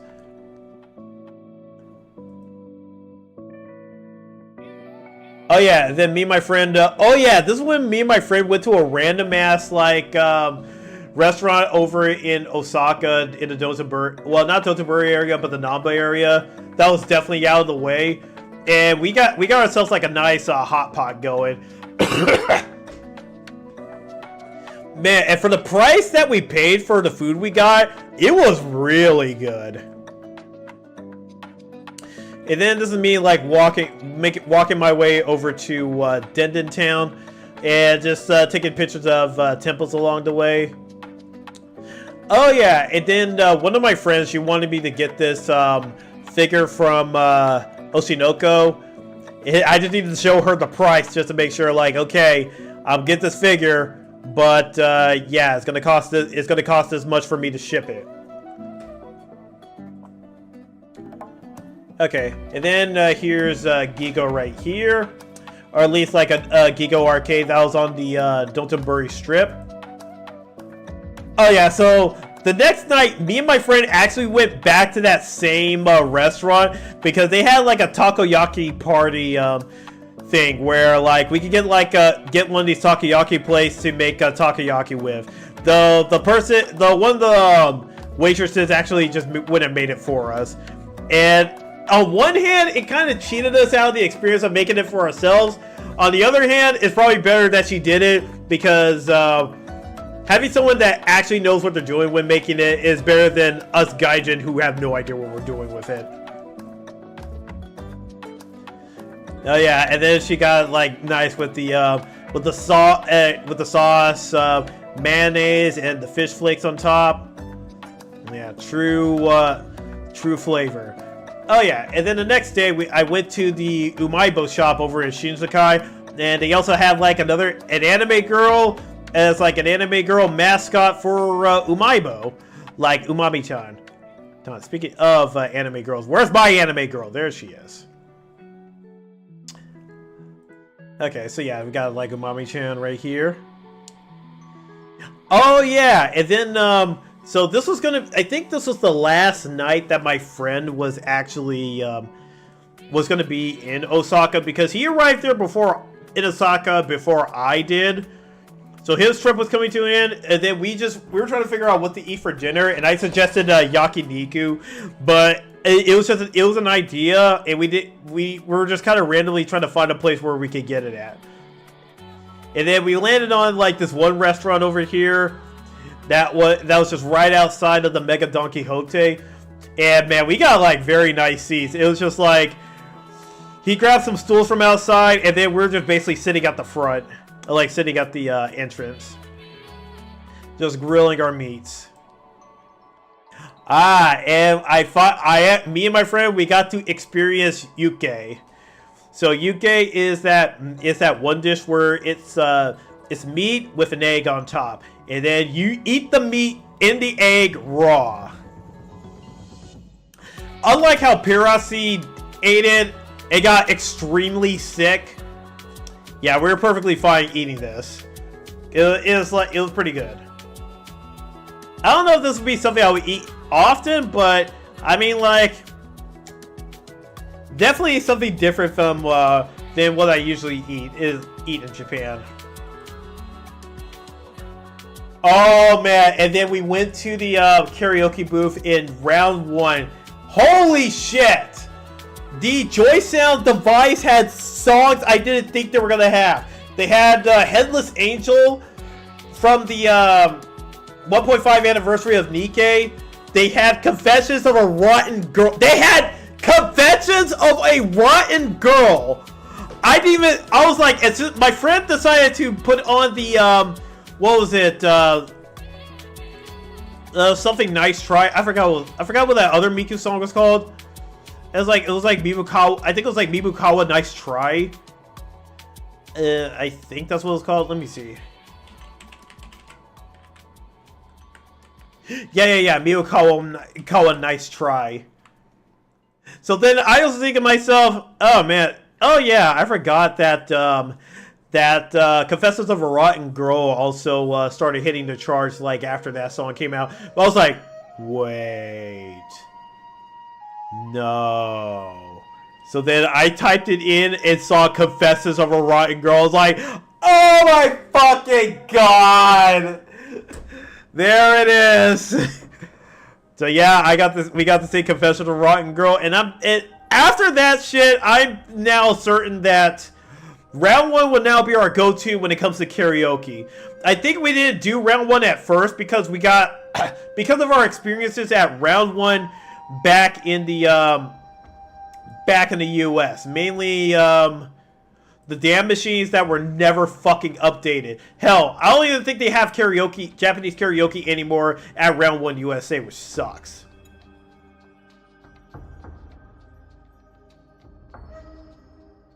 Oh yeah, and then this is when I took a trip out to Osaka Castle.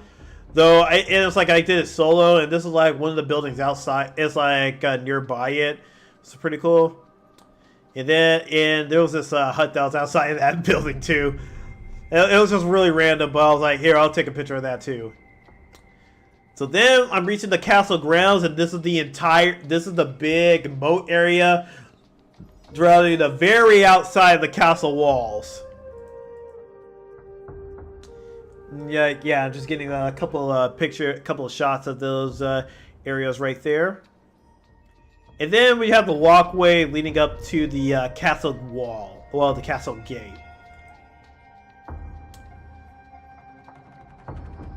And then like the sign for the Shinto shrine. And then we got like these torii gates right here, and I think there was like a statue towards the middle. I can't tell. And then making my way up towards the castle, there's like this area over here called like, I think, wait, what is it called again? The Miraiza, yeah, the Miraiza museum. That also had the whatchamacallit, the figure museum inside of it. Unfortunately, I couldn't visit it that day because I got to Osaka Castle late, and by the time I got through the castle, it was already closing time for the toy museum, so I had to come back another time.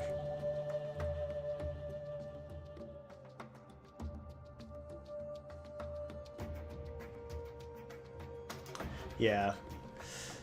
And then there's the Osaka Castle proper, right up ahead. Which I had to get in line for and like buy a ticket for, but yeah, it was no problem. Then climbing up the stairs up to the castle, there was like this well over here. And then I got inside the castle, and then like just started taking pictures of the inside, like a lot of the exhibits. Though for a couple of the floors, you were not allowed to take pictures up in there. And then I still catch some people trying to take pictures of that shit, and I'm like, heh. You can't blame the gaijin for that one. Yeah,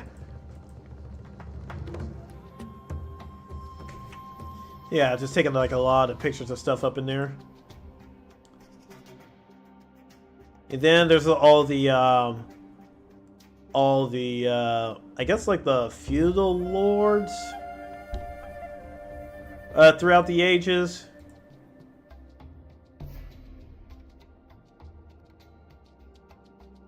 Oh yeah, and then there's like a mural of like one of the big. I think it was like the summer battle that happened during that time. Oh yeah, and then they even had like miniatures like position 4 battle as well to go along with the mural. That was pretty cool.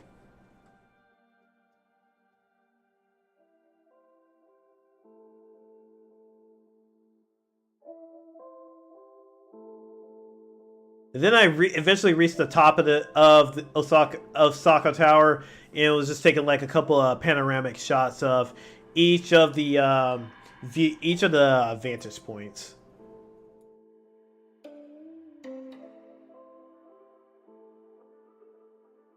Honestly, it's not really anything to write home about, especially after being at the Umeda Sky Building. But still neat nonetheless. Now I was getting to the, like, it's like to that one building I mentioned before that had the toy museum, and it was just a random. It had like a different random anime pictures inside of it.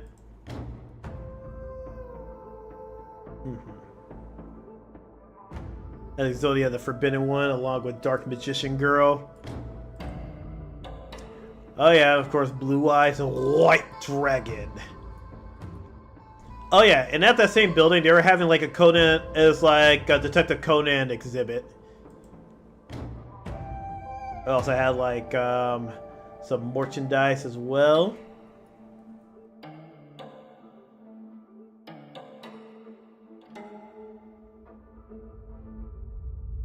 Oh yeah, and then they also had a setup for Yaiba, which is by the same offer as Detective Conan, which has recently got a anime remake that's airing this season. I don't know how the anime remake is going right now, or how it compares to the original, but I don't know. It might be. It's like the animation looks really good, so it might be something to check out at some point.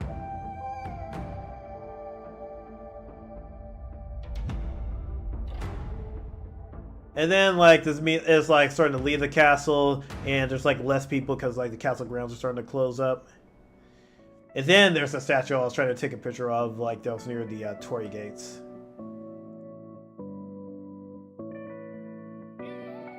And then the Torii gates leading up to one of the shrines. It's like up ahead, but I think it's already closed. And then another shot of that big building, which turns out to be an NHK building. Huh, what do you know? Oh yeah, and inside of the Namco, I think it's inside of the Namco arcade, they had like a lot of stands for Idolmaster. It's like mainly for Idolmaster Tours, the new arcade game, which I don't know when that came out. I think it came out just like recently. But honestly, my main arcade game when it comes to rhythm games always got to be Chuni them. And of course, they had like a diorama of Gundam Extreme Versus, which I think they recently came out with Gundam Extreme Versus 2. So, yeah, and the Gundam Extreme is like the Gundam Extreme scene is still well and good alive to this day. But I was actually it was actually nice for me to also see that that there's also a scene for Blaze Blue, at least during Golden Week when I stopped by one of the arcades. It's like they're crowding around Blaze Blue, Central Fiction. And yeah, just displaying a lot of the Gundams for the Extreme Versus 2 stuff.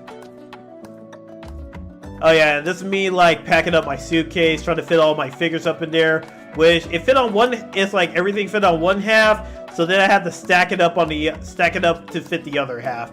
By the way, the suitcase I got was borrowed from my friend, and like the thing on the other side is kind of broken. So I just basically had to stack up stuff in my suitcase to fit it all, which actually worked out for the most part. Then okay, so the day after Osaka Castle, I came down with a cold.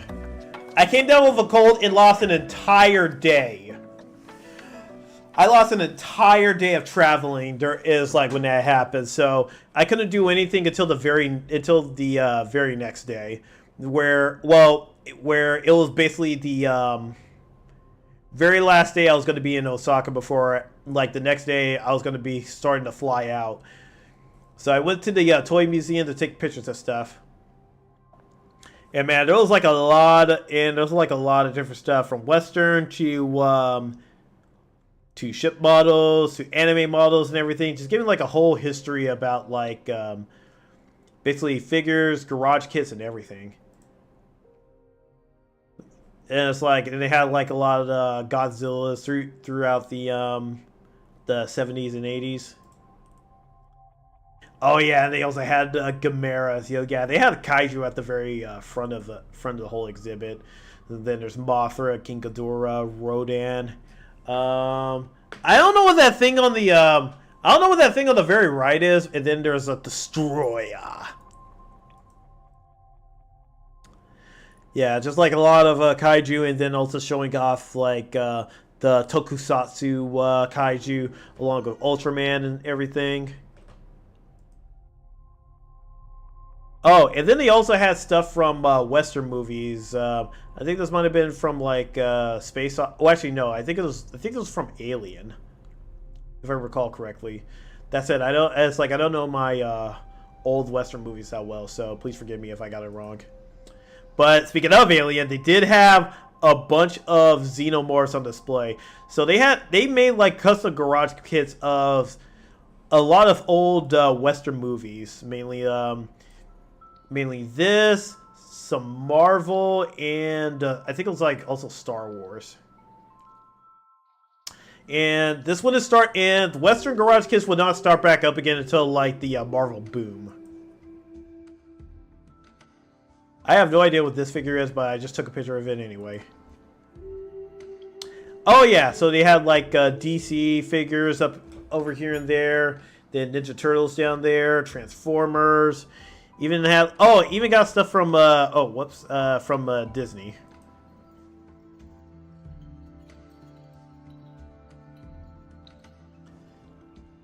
But yeah, Star Wars, that was like a big property that they made garage kits during that time. And then after which they wouldn't make Western garage kits for a while. Like, same with Disney.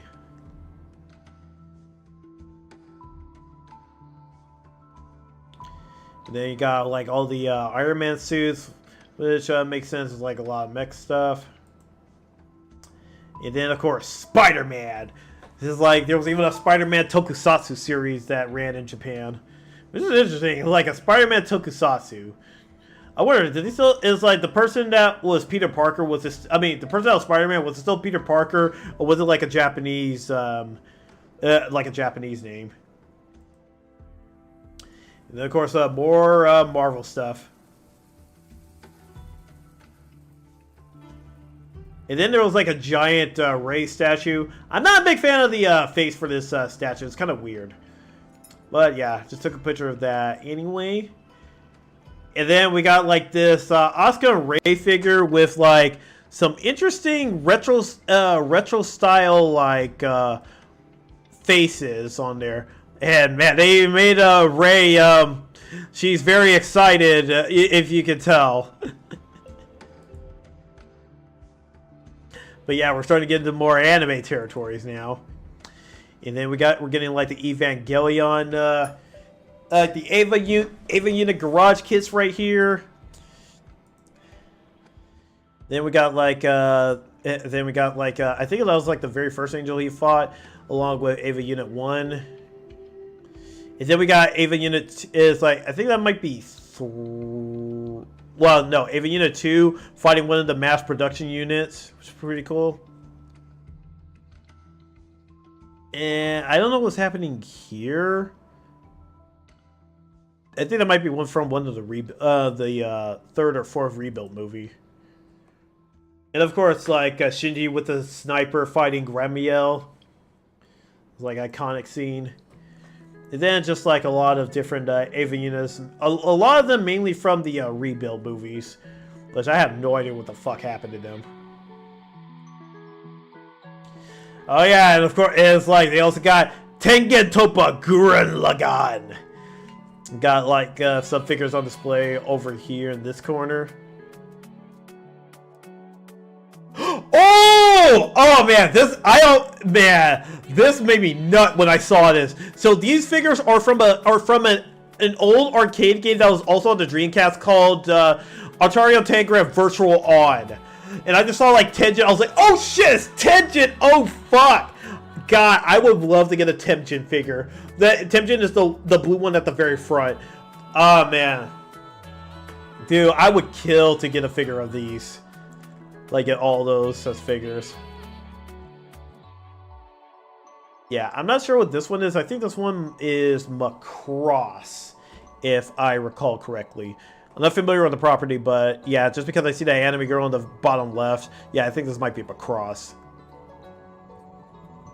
And then, Gal Geiger. Yeah, we're getting a lot of mecha series. Oh yeah, we got Gunbuster. I don't know if that's also Die-Buster. Hold on, let me check. Is that also Die-Buster? Yeah, Gunbuster and Die-Buster. Or, in this case, Gunbuster versus Die-Buster. I haven't watched either one of them. I do want to watch them one of these days.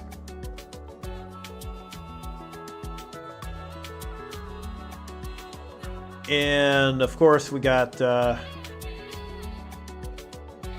am blanking out. I can't remember which one this is. It's not Gigantor or something else. Is it Voltron? I have no idea. I'm so sorry. I'm exposing myself as an anime fraud. Oh!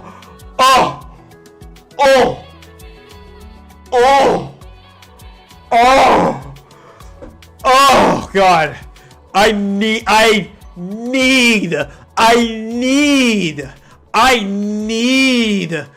these two, the Jehudi and the Anubis figure. I need those. Oh God, those models are fucking sexy. Oh my fucking God, I would nut if I had these in a glass case. I would nut all fucking over it. Oh God, that's so good. Oh man, Zone of the Enders. Oh man, the last good Kojima, like the last good game Kojima made. Oh man, so fucking good. And speaking of Kojima, we got Metal Gear. Yeah, this is like a lot of Metal Gear garage kits. Oh yeah, we also got some Trigun for all you fans out there, because I know there's I know Leah's like a dead ass fan of Trigun. She would like lose her shit over seeing seeing Vasta Stampede. Oh yeah, and this is I think this is Samurai Warriors. Yeah, the Samurai Warrior series. And then, man, we got a mix of Zoids. We got Yu-Gi-Oh! It's like the Dark Magician, and then the Blue Eyes White Dragon right there. So much stuff. Ooh, and like we're getting to like the more. So these are like the Bishojo figures right here. All of them from Queen's Blade. I recognized Melolona in the back. I was like, oh fuck, let's fucking go. One of these days I need to watch all of Queen's Blade. I think I only saw like the first episode, but couldn't continue because the subtitles I got weren't working properly. And then of course we got Pokemon. Damn, that for alligator statue kind of goes a bit hard. I think it might be using acid armor, but damn, that melting effect is really cool. Oh yeah, and I saw this, I was like, wait, I recognize this art style, but what series is it from again? I was like, oh yeah, I love Hina. Man, that was another, like, I think I watched that one after I saw Chobits. That was an interesting series. And then, of course, we got, like, the stuff from the author of Yasura, Inuyasha, Rama 1/2, you know. It's like, you know who I'm talking about. God, I feel like Kagome's boobs was like the first instance that was like the first instance of anime fan service that I ever saw. Damn. I feel like Kagome's boobs have changed me as a person.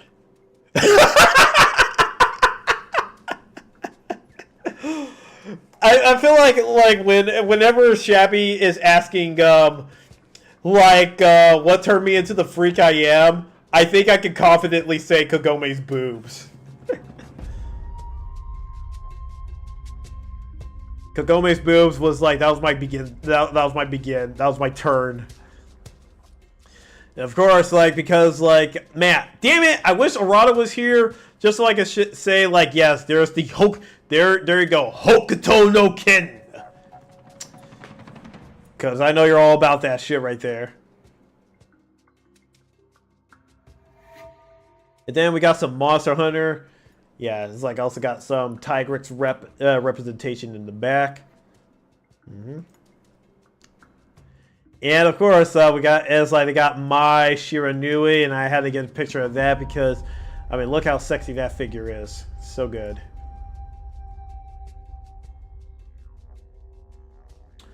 Oh yeah, and then we got Ikitusen. I think this is Kanu. I don't remember all the other girls' names because I just forgot. Not to mention, it didn't help that what was it?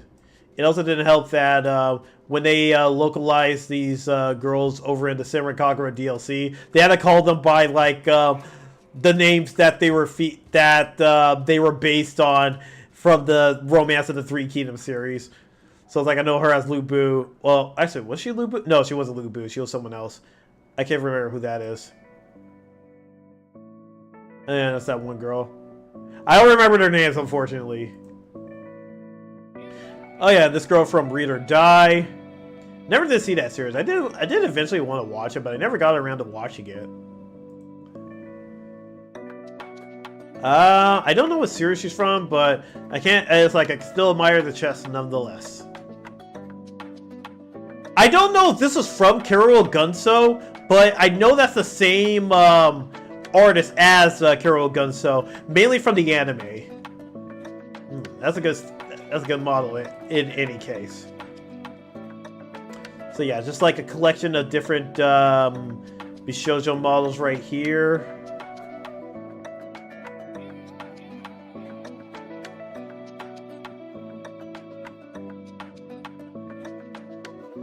Oh yeah, and there's my goddess. All right, we're also reaching the end of the slideshow.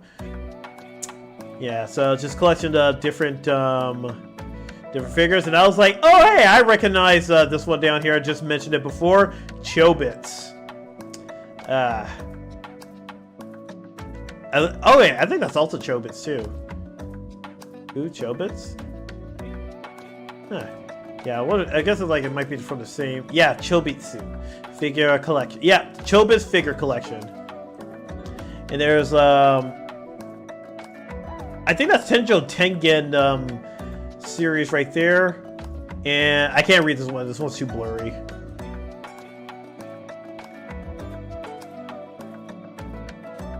All right, what's this one? Because it had like there's a lot of cute and funny on display. This one is the Wonderfest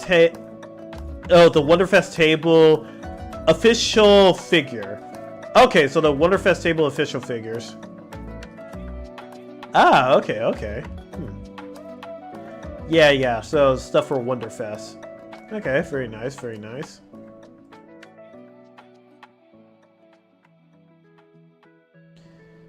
Alright, and let's see, what's this one? Like Vinette. Okay, this is like Vinette-chan. Yeah, just like a lot more miniature figures over here. Yeah, it's like, I think like a lot of these didn't come pre-painted, but nowadays like figures like this come pre-painted. Maybe that's why they upcharge for some of these prize machine figures, because they actually go over it with a fresh coat of paint.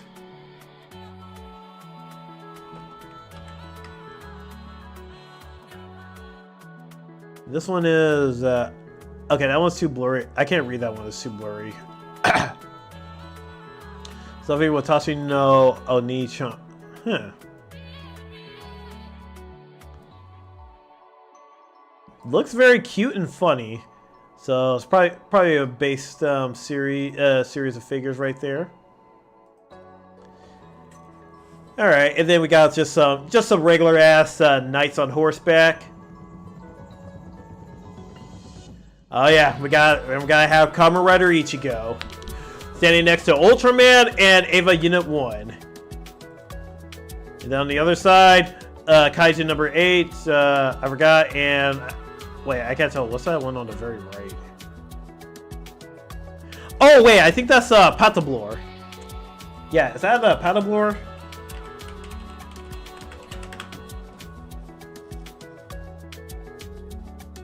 Yeah. I think that's that's Patablor.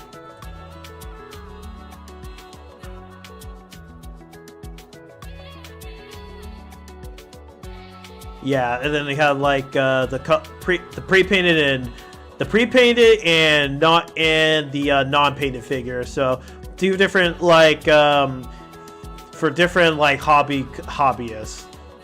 I would love to try to paint one of these though. I'm not confident with my paint job at all. So I would love to paint. I would love to paint a custom, or at least like paint a non-painted figure with my own colors. And then we got like a giant statue of Ken, Hokuto no Ken. And I'm guessing this dude's like a mook, like random mook, unless that's actually an important character. I don't really know. And then we have like these other dioramas that actually took the that takes the figure and sets them up in the scene. So this one's some figures and miniatures of dinosaurs.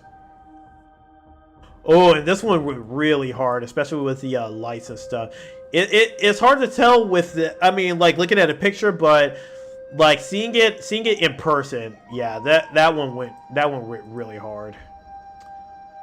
But yeah, they got the Ninja Turtles it's like all up in there. They put in a lot of work with like setting up the stages for this. They got Ava Unit 1 running and then running on the sides of the panels during that one episode. And then you have this Ava Unit during, I think this might be Rebuild 3. Or at least I'm assuming that is. Yeah, I don't know what is happening there. Like, I haven't seen Rebuild 3, so all this shit that's happening to these Ava units, I have no idea what's going on. And then right here you have King Ghidorah. It's like it's present standing over Godzilla, and I think that, I don't know if that's Gamera or not. And there's some other kaiju in the back. Oh yeah, and then you have Godzilla emerging from the explosions with smoke and fire everywhere. It's cool stuff. And then I love the little like detail they added with the with these little particle effects. It's really cool.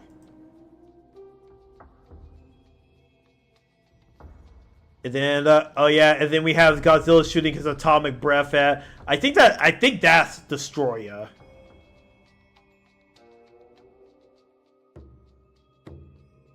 And then we just had like a random ass dragon, unless that's actually something from somewhere. I would not know. I honestly would not know in the slightest. Oh yeah, and then I went to like the anime over in Umeda, which had like some signboard signed off by once again it has signboard signed off by Hololive members. So we have Tokino Soda. Okay. Tokino Sora right over there. In the middle, we have Tsunomaki Watame. And then over here on the right, we have Kanade Izuru. So yeah, so even like even Hall of Stars got to be able to put up their signboard up there too. Oh yeah, we got more. Of course, we gotta have Fubuki along with her drawings on there too. We got Omaru Polka like signing off on one, and then right below Izuru is Asteleda. Yeah, you gotta love like it's like keeping those two is like keeping the two like next to each other. Really nice. And then down here on the bottom left, we got Ozora Subaru. And then towards the middle, we have, I think it's like Hayori Koyori. You can correct me if I'm wrong. I can't remember what her last name is. Then over, oh yeah, Kage, and then we got Kageyama Shien. I love that little like that little drawing right there. It's like I love that face. It's such a mood. It's like if I were to make like it's like to draw like a little like thing. It's definitely gonna be like the circle eyes and the drooly mouth. I feel like that's kind of like my thing. Huh? Whoa, whoa, whoa, whoa, whoa, whoa, whoa, whoa, what's happening? What the fuck? Hold on, hold on. Hold the fuck up! Why did it like skip through all that shit?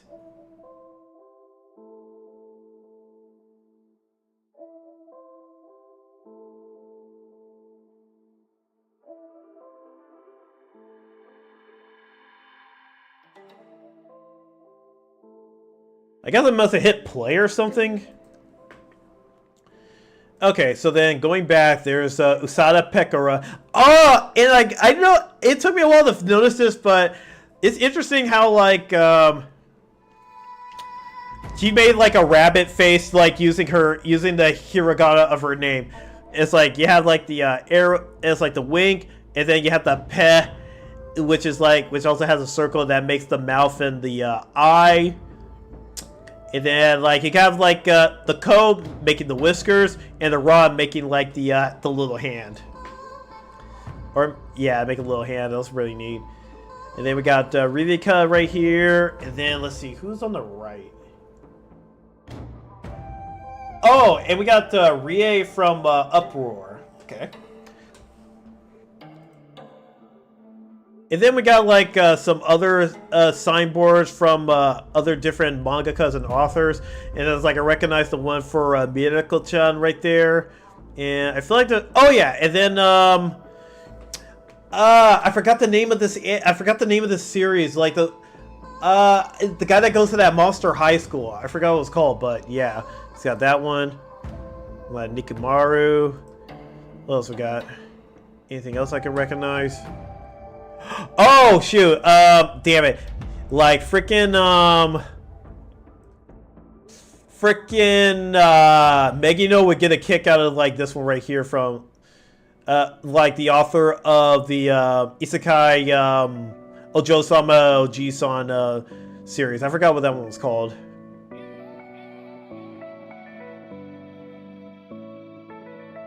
Oh yeah, and there's a that's like Tonikaku Kawaii. I don't know what that one is. Oh, Mangaka Windbreaker.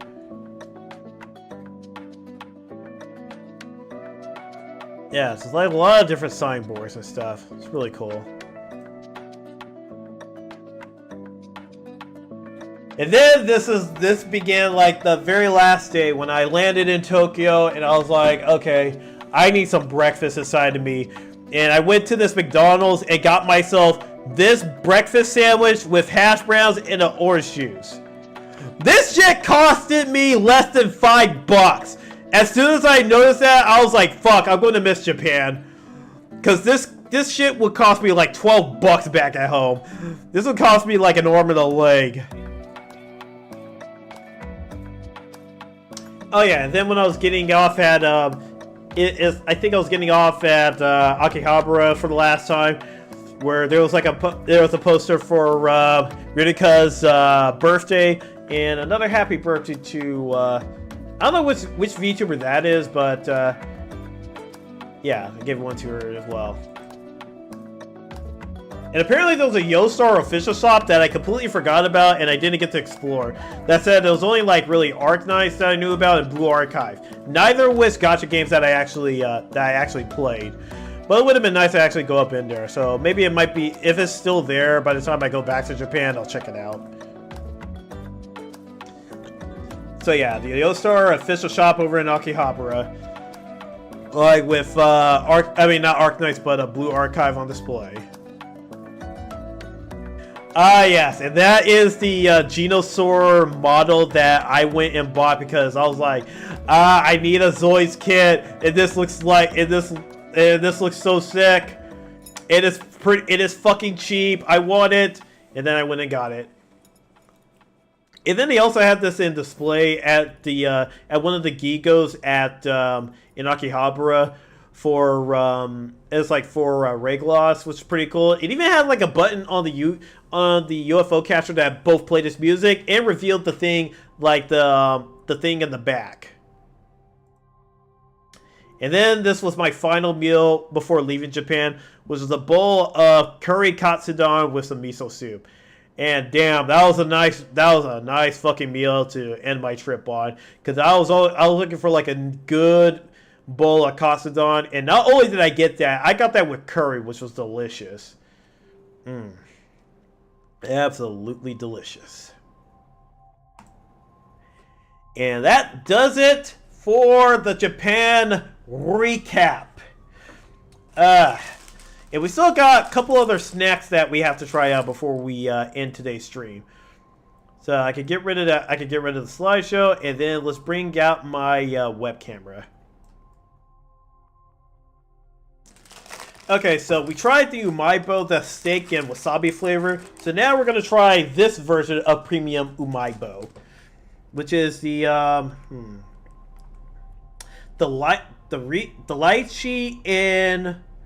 lychee and creamy flavor.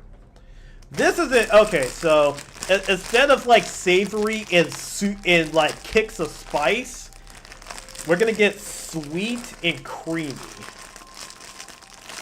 This is gonna be interesting. As soon as I can open it up, that is. Okay, there we go.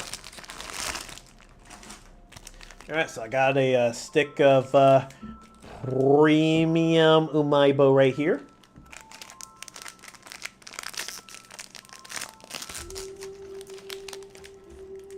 Okay. Before I stick it in, let me show it off. A nice flavor stick. Alright, so this is the lychee and creamy Umaibo going in.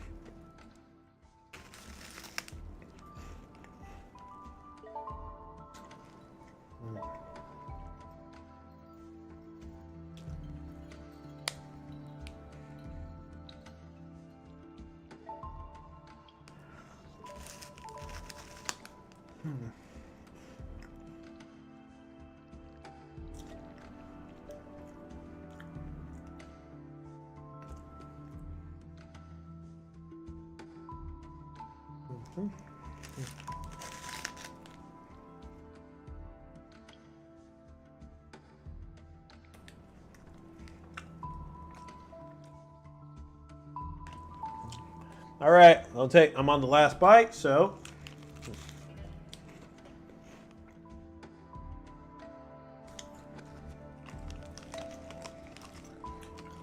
Okay. Let me see.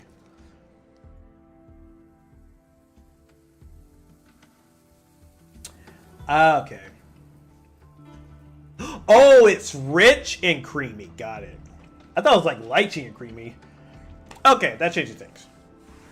So yeah, it's not lychee and creamy. It was actually two different cheeses. It had mozzarella cheese and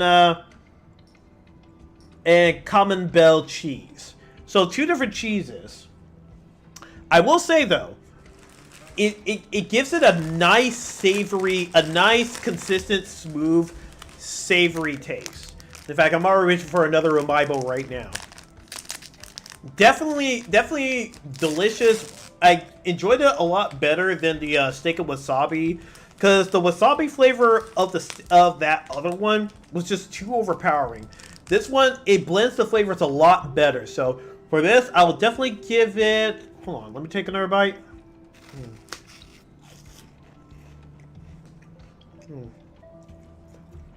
Yeah, these are pretty tasty. I would definitely give this an 8.5 out of 10.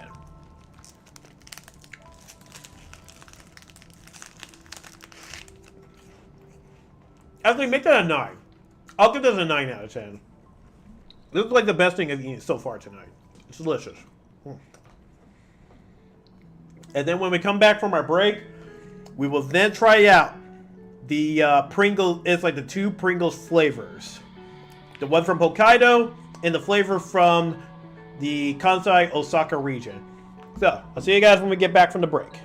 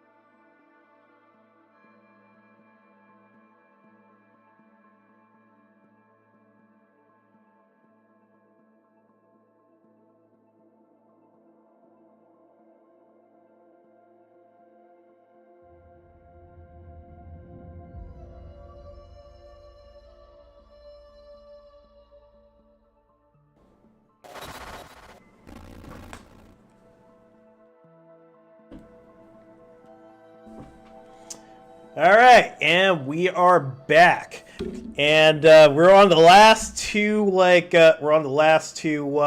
Snacks that we will be trying out for tonight. It was like so these are both from the Umaibo shop. These are two different styles of Pringles I showed off before. This one is actually I'm curious. Let's see. Hotate butter. Okay, I'm curious. I cannot remember for the life of me what hotate is.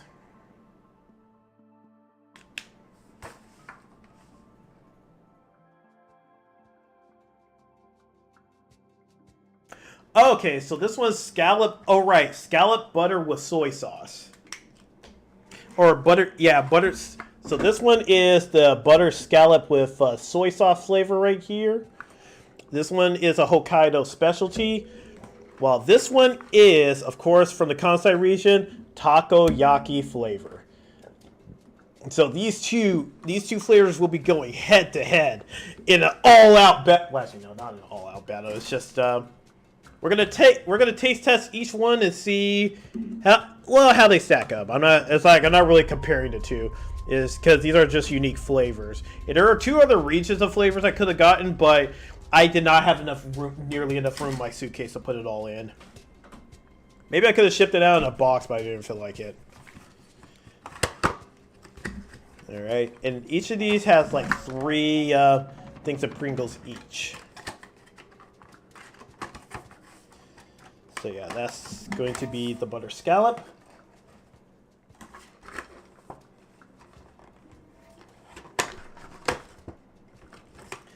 And this one, takoyaki.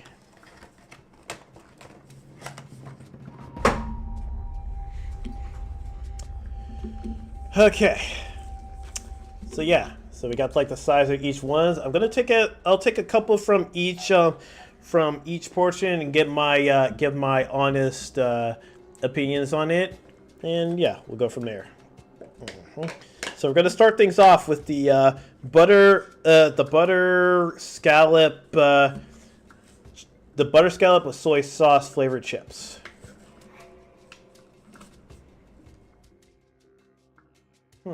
It's got an interesting flavor to it.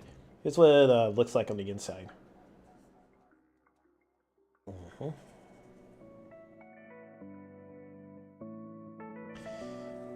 And here's one of the chips up close.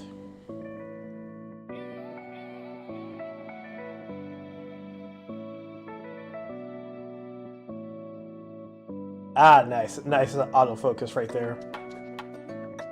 Okay, so this is the butter hotate chip going in.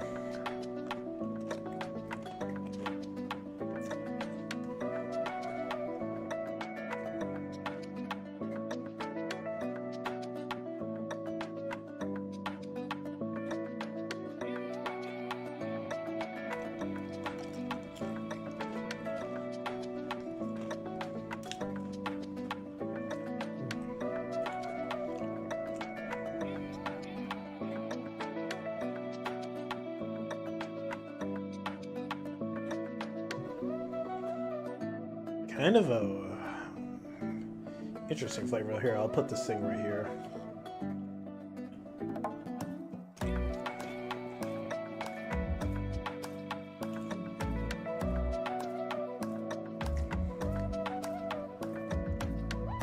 I'm gonna take one more.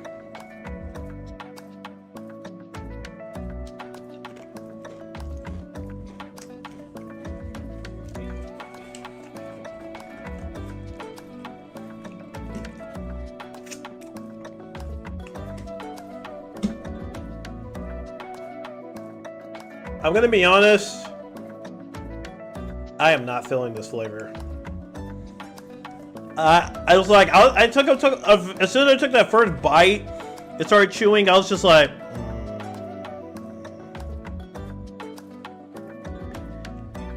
I was not really feeling that flavor at all. It's like, I taste a little, those flavors just did not mesh well in the slightest. And then it's like you also got the taste of the Pringles potato chip that's like you have the distinct flavor of the of the Pringles chip on top of what they're trying to do. I feel like there's not enough flavoring on like the chip to kind of give it that like scallop buttery to give it a more savory flavor to it along with the soy sauce. I feel like it's probably better if you eat the food itself rather than eating it in chip form. But yeah, as far as things go, this is definitely going on the lower end. This is definitely a 4 out of 10 for me. It's not completely disgusting, but it's definitely low tier. Alright, so now we're going to try the takoyaki flavored Pringles.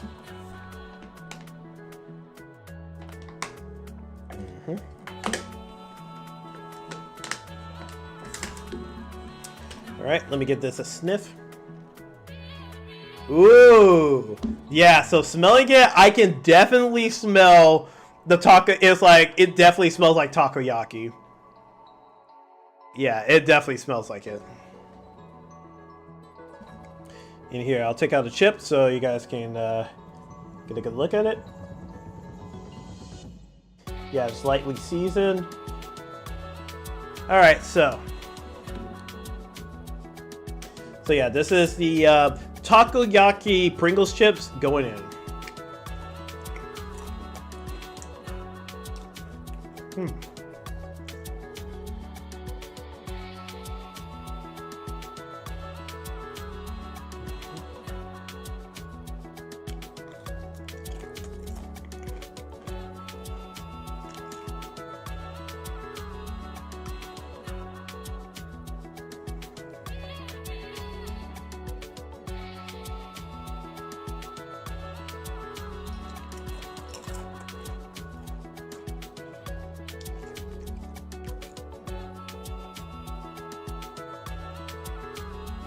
Alright, and I'm gonna take one more.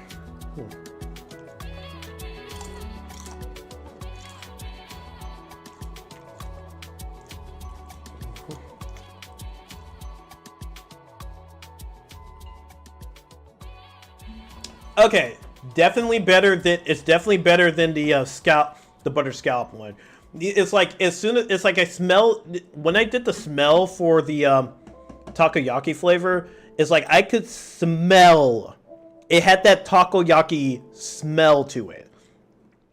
And you also got to remember the components that make up a takoyaki, besides like the taco, like the octopus itself, and it's the batter, it's the sauce, the onions, the fish flakes. So the Pringles chip contained elements of all of those flavors in it, which helped it pop out a lot more. It really it really blended better with the taste of the potato chip rather than the butter scallop one.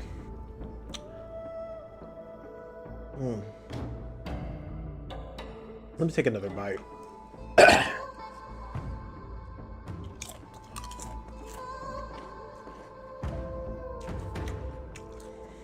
Yeah, you get the flavor of all the elements that go into a takoyaki ball in this one chip.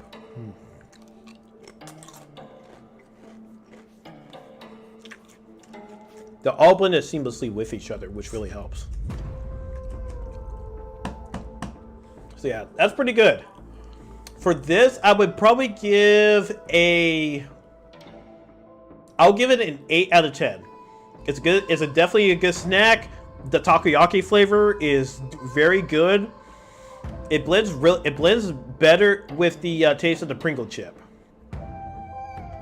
It wouldn't beat out like eating actual takoyaki, but if you want that flavor, this actually does it. But let me I'm gonna give the butter scallop one a little bit of redemption. I feel like I don't know if I was a little bit unfair to it, but I'm gonna give it a little bit of redemption. Let me see if it, because I gave it like a 4.5. That's really low. And let me see if it's justified for that.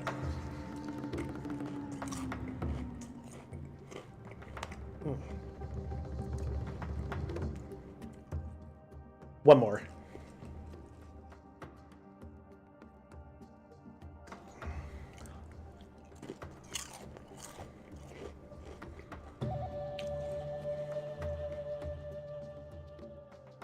Yeah.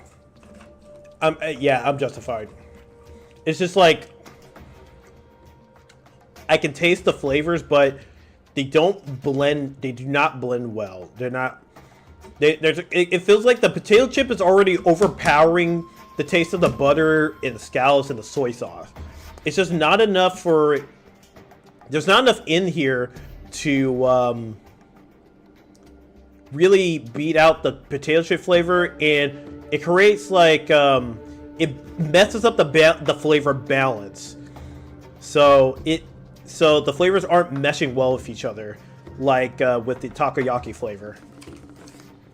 So yeah, 4.5 for the butter scallops, while for the takoyaki flavor, I'll give it an 8. Solid 8. All right. Now we need a bit of a palate cleanser. We gotta get something a little. Let's get something sweet.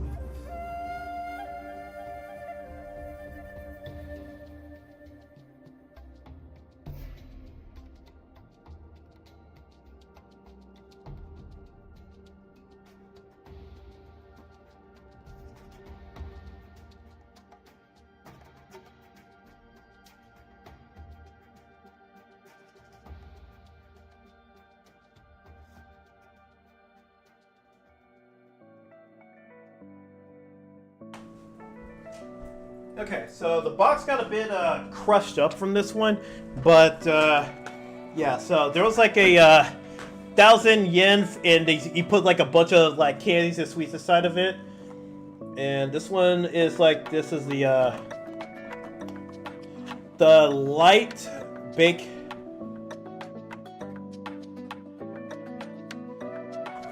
The light baked chocolate. Okay, so the light baked chocolate.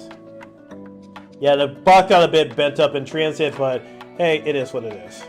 And it comes in like each individually wrapped piece of plastic too. So you can leave these out and enjoy without having to worry about ants. Yeah, something a little light to finish things off with. And here's how it looks when taken out of the package.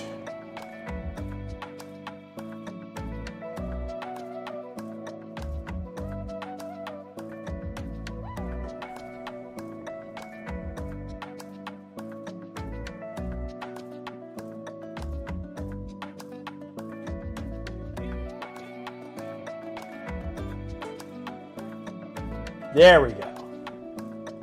Get like a nice view of it. All right, so this is the light baked chocolate going in.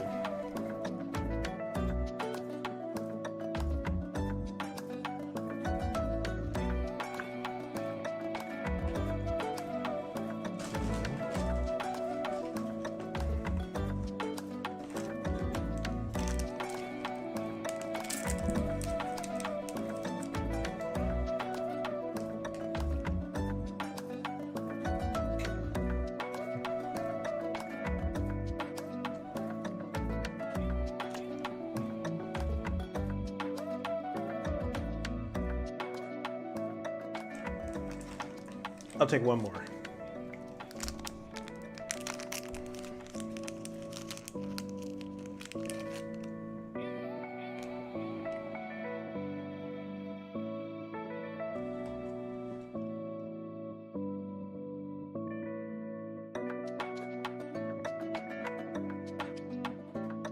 All right, so these were pretty good.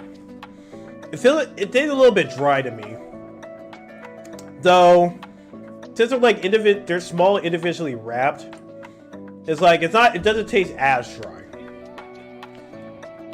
So it's like the chocolate flavor. It definitely comes out when you get moisturization in your mouth, when your mouth gets wet.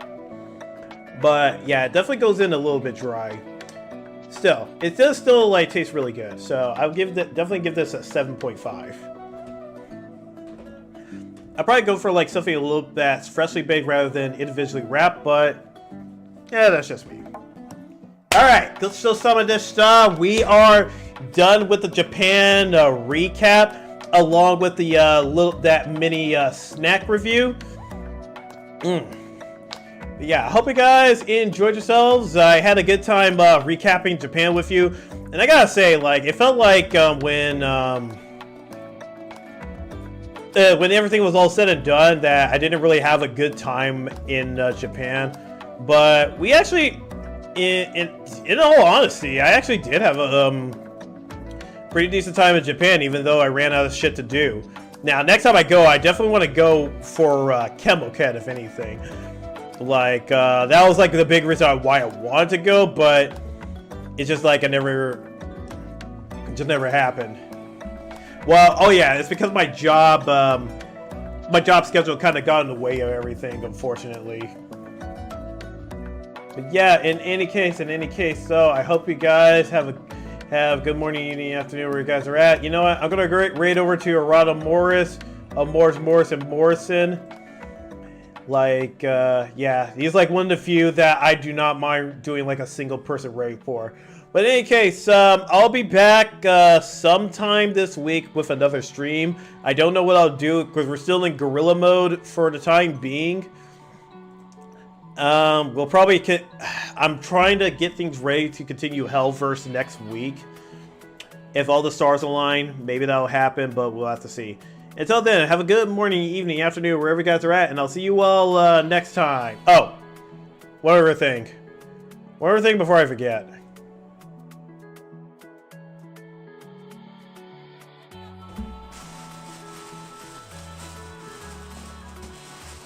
Along with all this food,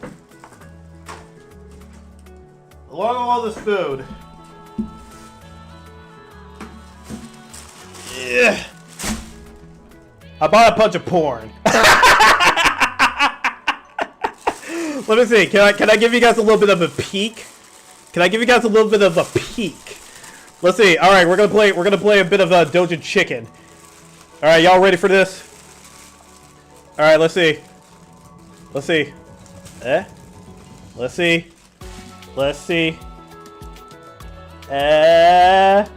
Oh shit. Oh what? Oh god, what's actually gonna come out?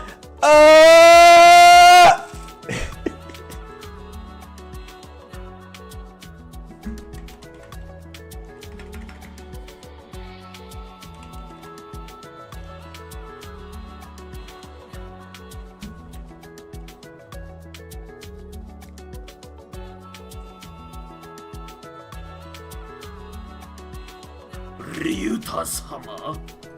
Yeah. How goes it? Holy shit, how fucking long does this shit take to cure?